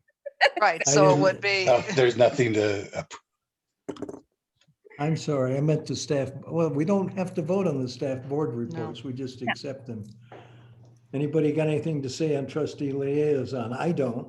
The only thing we have to do on trustee liaison, because we've just approved, the funding, is we Yep. maybe have to make assignments for the coming year.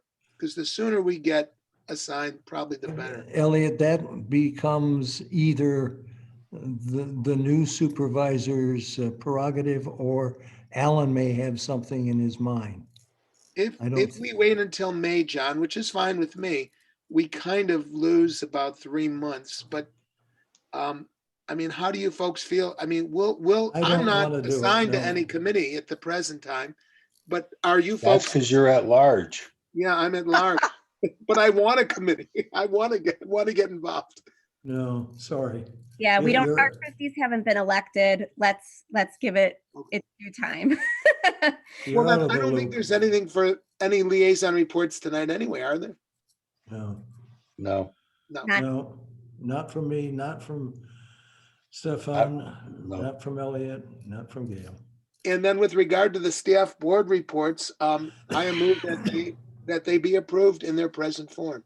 No, we just acknowledge We them. We just don't did have that. to vote or on it. acknowledge, you know. Acknowledge it. We acknowledge.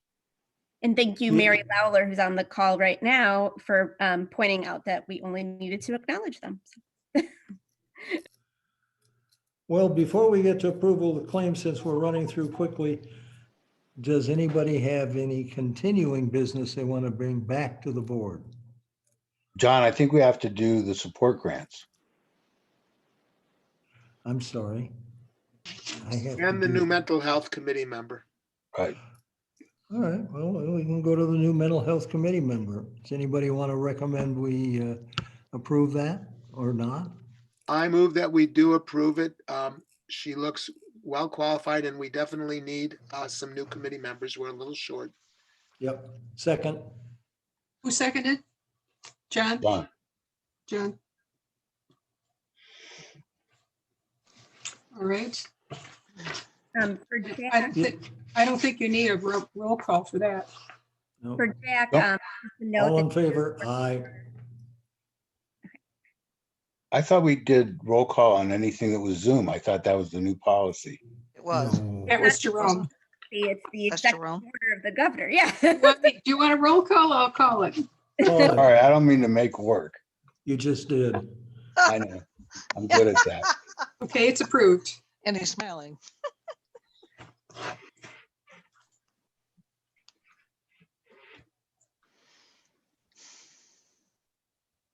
Next. Oh, okay.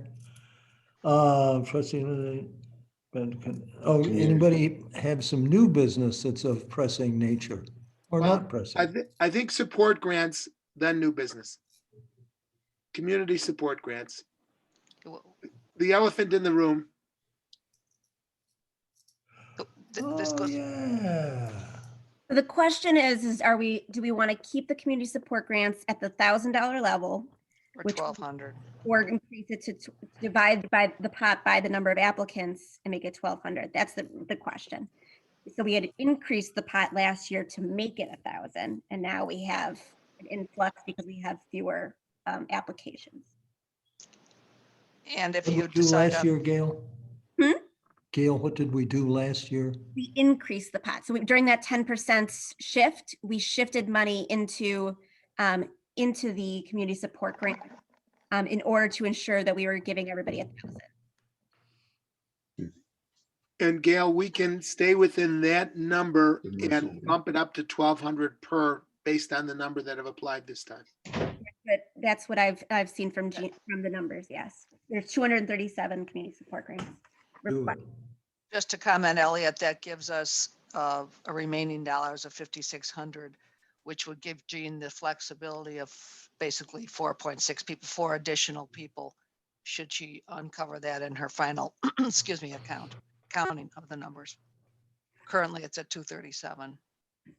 Then I would move to increase the community support grants to $1,200 per family. And with that remainder to be used for any additional last minute grants that come in under the wire. To that amount, right? I second that motion. Okay, Is there anything wrong with moving the amount of the grants from year to year? I'm just talking out loud, but last year was 1,000, this year it's 1,200. One year it was 999. I'm kind of in the back of my mind thinking due process, equal protection, something in terms of we're treating each group differently and we're changing the number each year. And I'm just, again, talking out loud as to whether or not that's appropriate. I don't know, but there's something about it that bothers me, but I may be the only one that feels that way. I tend to, I mean, like, that's one of the reasons why I moved for us to increase it, to keep it at 1,000 last year. Was for that reason. Obviously, I don't see any due process or equal protection issue because I don't think that there is any kind of property interest in the community support grant. And I believe, I'm trying to grab the application, but I believe it says, I'm trying to see what it says about how much the number is. Sorry, I have to grab the original application. But actually, so interestingly is I was thinking of the 12,000 as an increase as well for COVID. You know, 1,200, yeah. 1,200. 1,200, I'm sorry, to 1,200 as an increase in recognition of COVID as well. Noting that a lot of residents have been struggling who normally would have taken advantage of daycare services or other respite services. So that's where I thought, but I generally agree with you that we should try to keep it consistent so people can plan. But I don't see any kind of due process equal protection issue. I agree with everything Gail said. This is an exceptionally difficult year for these families. And under cover of COVID, it's not an unreasonable increase. Okay. okay. My only question, I was coming from, is somebody going to question the board changing the number every year because somehow it fits in our budget as opposed to, as Gail said, being consistent year to year to year? I have no problem increasing it on the basis of COVID, but I think it's something we need to be aware of going forward. Yes. You know, there will come a year, Stefan, where we budget and then we have such an unusual number of applicants, we're going to have to dip it below 1,000. I mean, we have the money, we've budgeted for it. This is an exceptional year. The need is even greater. But what you're saying is absolutely right. But it has a lot to do with budgeting and a lot to do with the demand. I'm a little surprised that the number of applicants is down, but it is what it is. I was surprised as well. But Jean hadn't really identified any particular reason, just seems to be that they're down. I think some people just don't have the energy that's required to put forth an application like that. If you're looking for money through that kind of a program, that already presupposes that you have something going on in your family household. And given COVID, it's already been complicated. So I think people just don't have the desire to necessarily follow through like they would in the past. Interesting. Are we ready to vote? There's a motion on the floor to increase the appropriation to change the community support grants by the amount of $1,200 per family. Is that it? Based on the basis of COVID problems. It was moved by sorry, maybe you are a doctor. A JD, a Juris JD. doctor, yeah. Juris doctor, yeah. And seconded by Gail. Right. It was actually moved by Elliot Robbins and seconded by Gail Eisenberg. Roll call vote. Trustee Eisenberg. Yes. Trustee Moser. Yes. Trustee Robbins. Yes. Trustee Thomas. Yes. Motion passed. John, now you're into your new claims and new business. Yeah, new business. Anybody got any new business they want to throw on the table? Feel free to. We've lost most of our audience, I see. Most, not all. Jack, are you saying something to us? Talking to himself again. Yeah, yeah. Well, that's one of his most interesting clients. So, I have some new business. And I think we're all of the fact that a constituent pointed out that our approach to raising money and to getting donations for the food pantry is not ideal. It's a little archaic. We don't have the ability to do things automated. And I think that Jack is all over it. He's got a really good understanding of what needs to be done to improve the website in that department and also to improve our communications. And he's been calling for some of these measures for some time. I would like to see us give Jack the authority to go ahead and to do what's necessary, working with us to improve both the website and the and our communication, our communicator with respect to that very important issue. We want to make it easier for people to donate to the food pantry, to donate funds to the Angel Fund. We want to do it in a more gentle, kind, informative way. And we want to get the ability to accept automated payments. And I think Jack has a good handle on what needs to be done. This constituent raised the issue. I think you're familiar with it. It came up about a month ago. And we kind of had egg on our face, and we can do better. And we should do better. And I'd like to give Jack the authority to move in that direction. It's my understanding that Jack has already made some changes. And just to clarify, Elliot, you can do an electronic donation now, thanks to Correct. Diane persistence on making sure Civic Plus made sure we had that. And I'm glad that that's there. I did try it recently because someone handed me money at a food drive, so I put it in. And do we have a tracking of this, please? It's in there. Kidding. I'm just kidding. Yes, but the point being that you do have to become a register for the program. So that's the issue. It's not that you can't do it. It's just it's much more cumbersome. It's cumbersome, and we've also had people complain that they don't want to build a profile.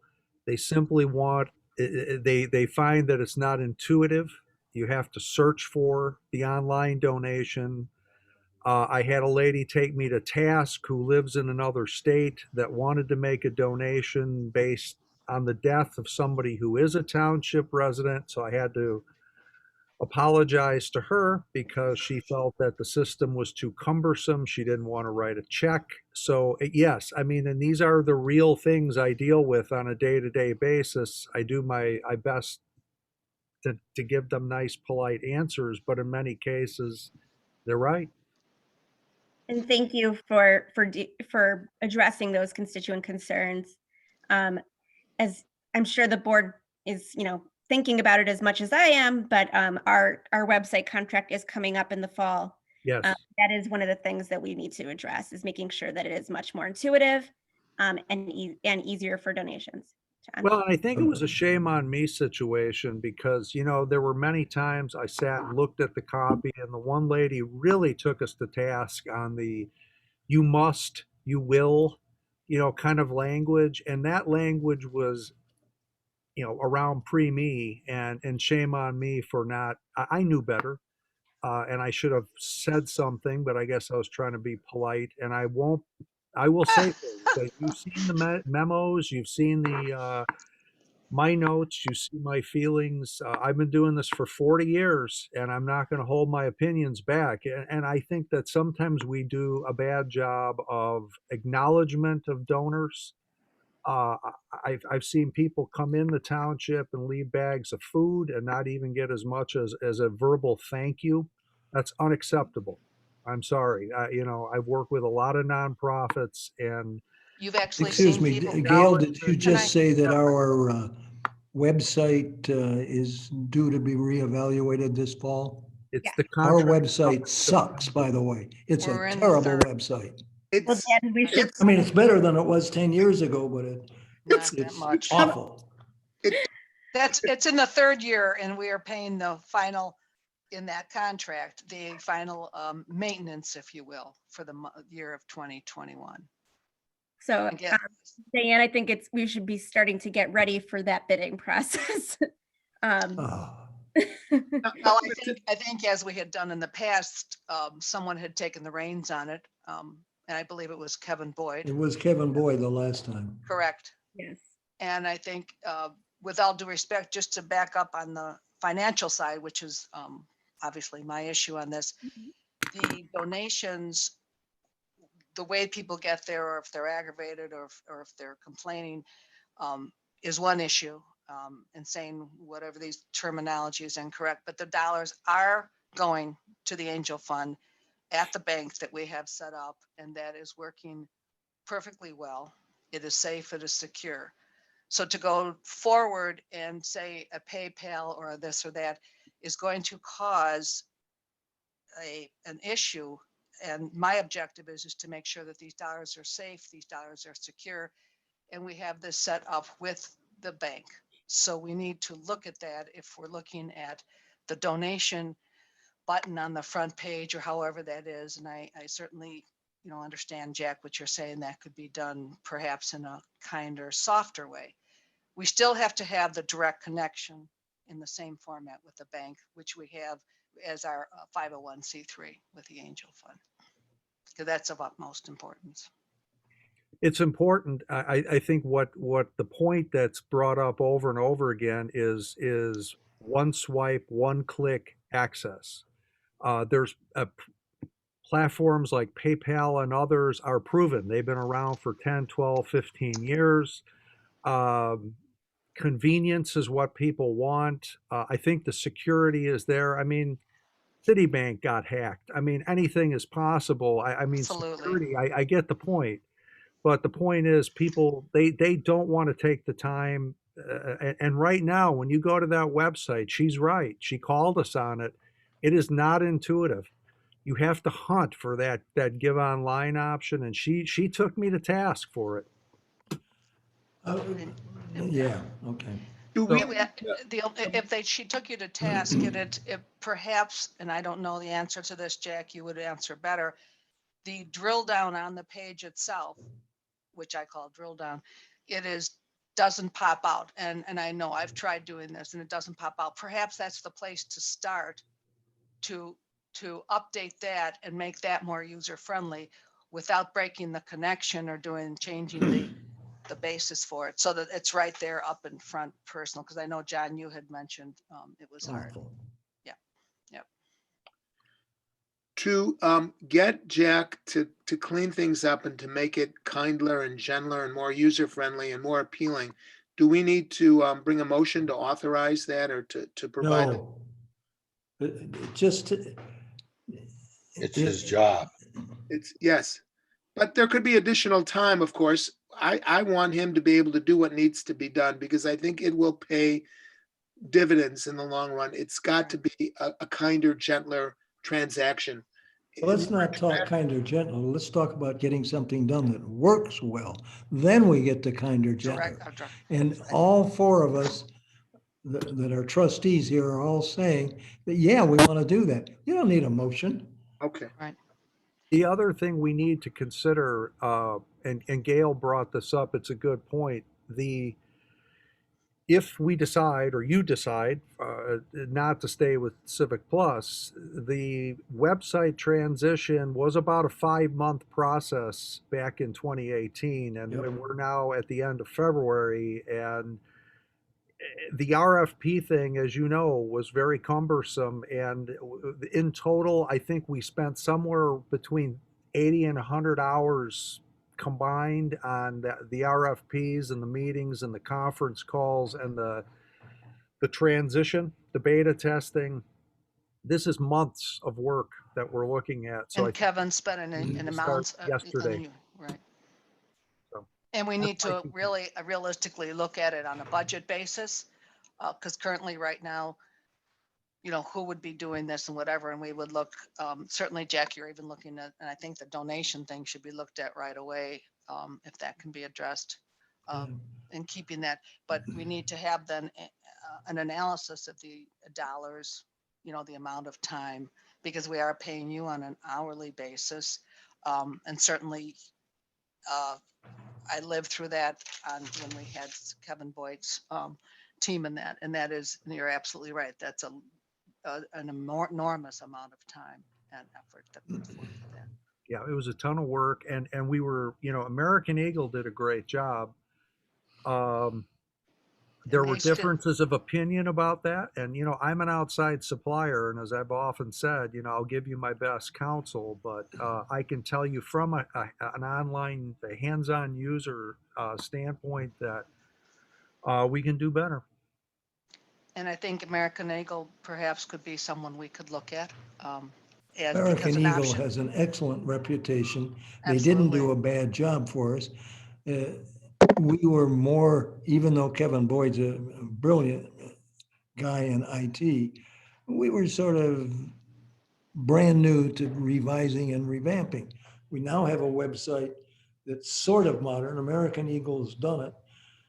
We need Civic to Plus. look at it and see what needs to be fixed.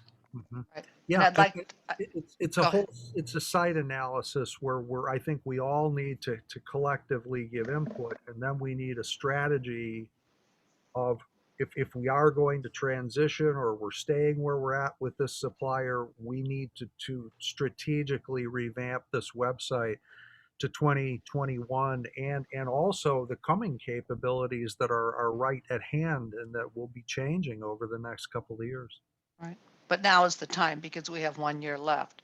And just as a comment, The contract is done in September of 21. correct. And just as a comment, American Eagle had chosen, even though they had been with us a long time and they did not win the account, they stayed with us and they have supported our rack space with the understanding that they've been there and they have been most helpful with things. And I think Let's get on to this one after we think about it a while. We could be talking for another hour. I think Jack needs to give us some direction. I keep hearing the word strategy, and websites are not, we've got a website and we all ought to look at it and try and use it. That's my suggestion, and see where you run. The term drill down just irritates the hell out of me because I've been through this with other organizations, and it got to be the term drill down was considered a curse word. You shouldn't have to drill down. it's true. That's true. So, Jack, excuse me, Jack, do you feel you have enough direction from us four trustees to get started? I will write up a recommendation. I'll make it a very brief executive summary. How's that sound? Terrific. Mhm. That's got a good start. Good. Okay. Now we get to the wonderful thing called approval of claims. And boy, can I make this one fast. First, I will ask all of you trustees, fellow trustees. No, I'm not going to ask. I'm just going to assume that you at least took a quick look at the check registers that Diane sent us. And I want to tell you, they get complex because we've got some registers that say town fund when they're really payroll. We got some registers that don't match, and we've got some that have never been approved and a couple that have been. But what we've got here, we put together both for the payroll and the town fund, a couple of motions that I sent you a email on, which we think that the numbers, both in terms of check numbers and dollar numbers, these cover 11 months, both the motions for the payroll and town fund cover 11 months through January to do the fiscal year. We would do the next board meeting the last month. Does anybody have any comments before I make a motion? Period of time that it covered was not included, so that should be included, I would think. Say that again. The period of time that it covered was not Yeah. specifically written in? Or am I Sure it looking is. at the wrong document? It's March the 1st, 2020 to January the 31st, 2021. Thank you, Yep. Elliot. That's what I sent you. Or at least, yeah, that's what I sent you. And John, you're going to want each of us to sign Oh, well, let me both get to that. documents in duplicate. Yeah, attached to this whole thing were, what do we call these darn things? Approved claims forms. Yeah. You have to sign 2 of them. Am I right, Diane? Yes, 2 Didn't- for That the is- town that fund is and 2 correct. for the payroll.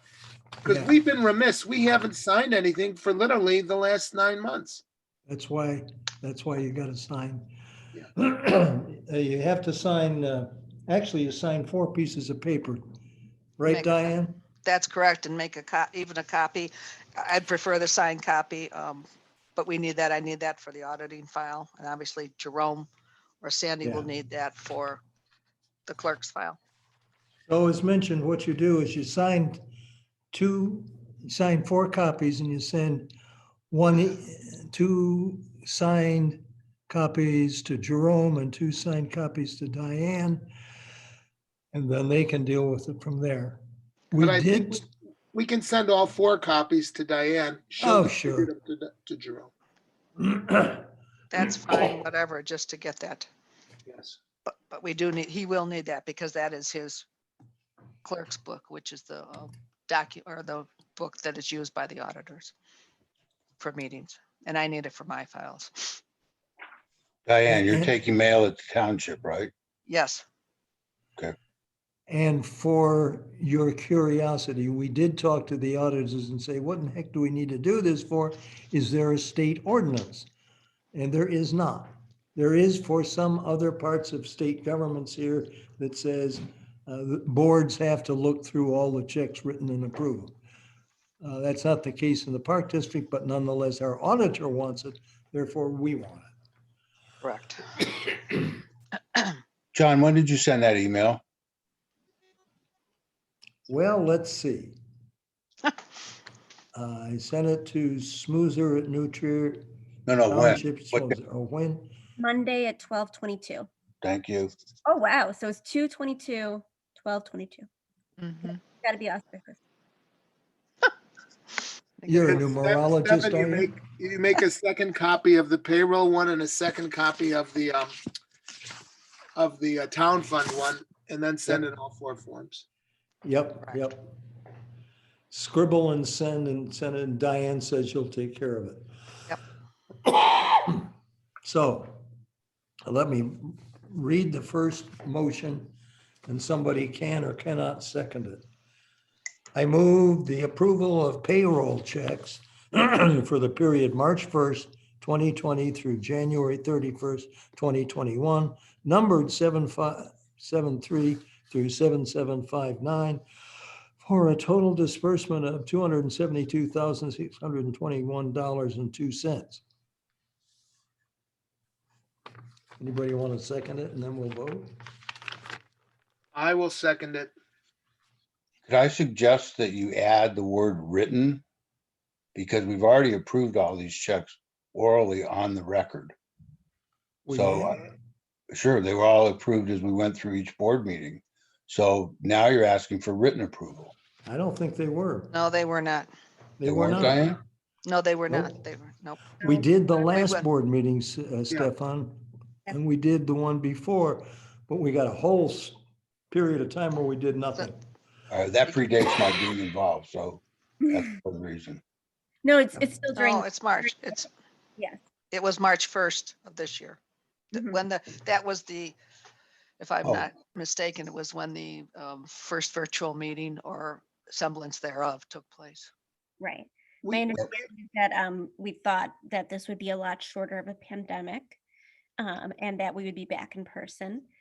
So we weren't doing as many votes. Well, here we are. Mhm. So might as well do it before the year anniversary. And And the end of the fiscal year, the end of the fiscal year. more importantly. I'll go ahead. Has there been a second? Otherwise I will be the second. I don't mind if you seconded. I seconded it, but yes, You can third it. Who seconded? Elliot? yes. Okay. Roll call, Okay, ready for a Sandy. roll call? Yeah. Trustee Eisenberg, Yes, approve. trustee Moser, Abstain. abstain. Okay. I haven't Trustee seen it. Robbins, Approve, yes. trustee Thomas, Yes.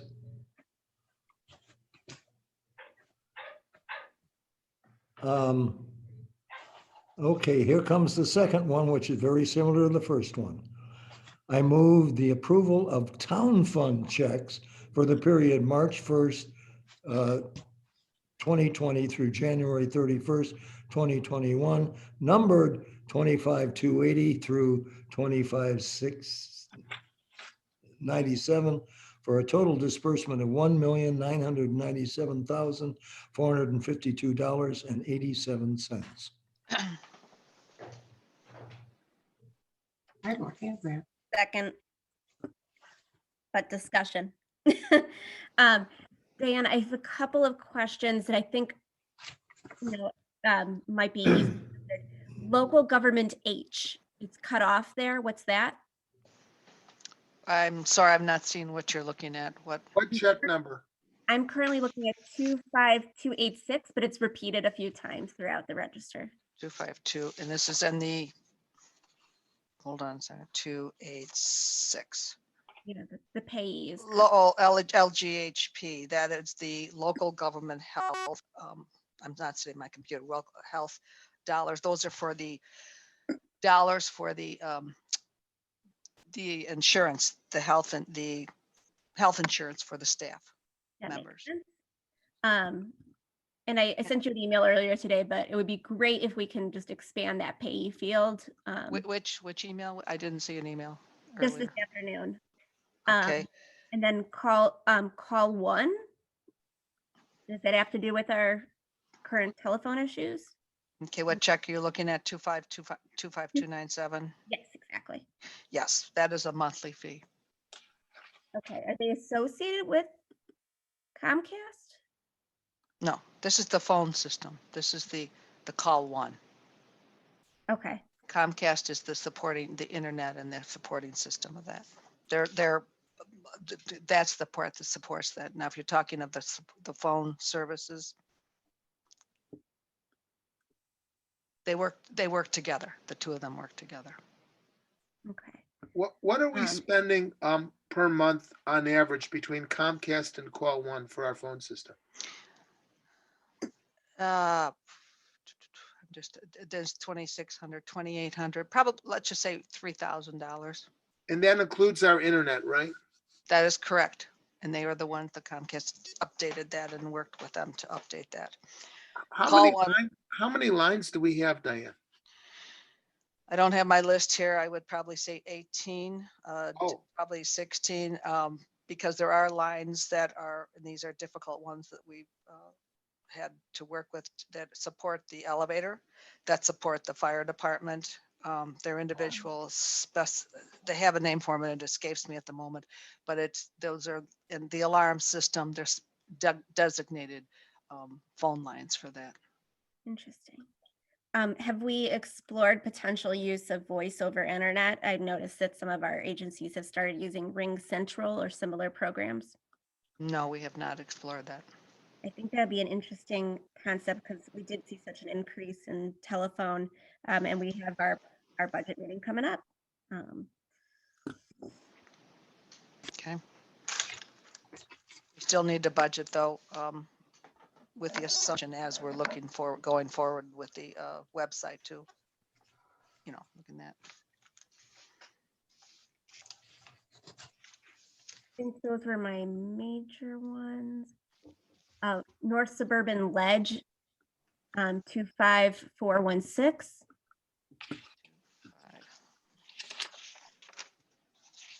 Are you ready for a roll call? 5. I do not have that sheet here in front of me. Give me tell me the dollar. And what does it say on the, as much as it prints on the description on the pay? What does it say, Gail? North Suburban Leg. I assume it meant ledge, but I don't know what North it's supposed to be. Suburban. Legislative. I figured it out. Never mind. Thank you. Sometimes you just have to play a little game. It's legal aid. There you go. I figured- Okay, yes, legal aid. Okay. Yeah, a lot of my questions are probably going to be easily fixed once we figure out how to expand these fields. But yes, but thank you, Diane. Well, they can be expanded. I can certainly have Larisha do that, but just as a note, when Fusion is line, as it did come out directly as an ID out of our software package.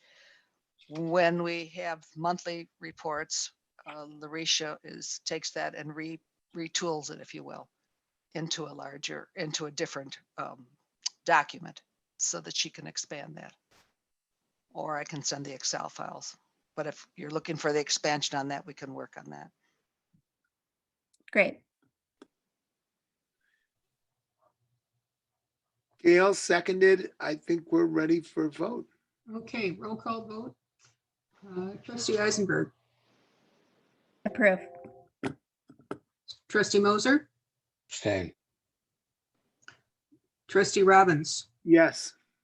trustee Thomas, John, you're muted. John, you're muted. trustee Thomas.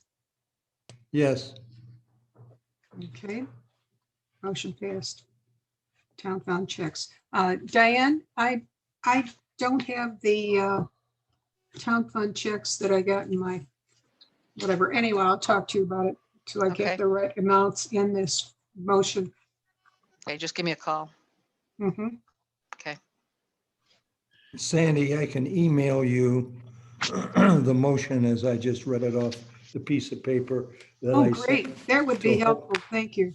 Yeah, and you've got the people that seconded it. I'm looking here. I sent it to a lot of people because I sent it to Jerome thinking he would need it. You need Oh. it. Well, I can just ask him for it. I'll just ask him for it.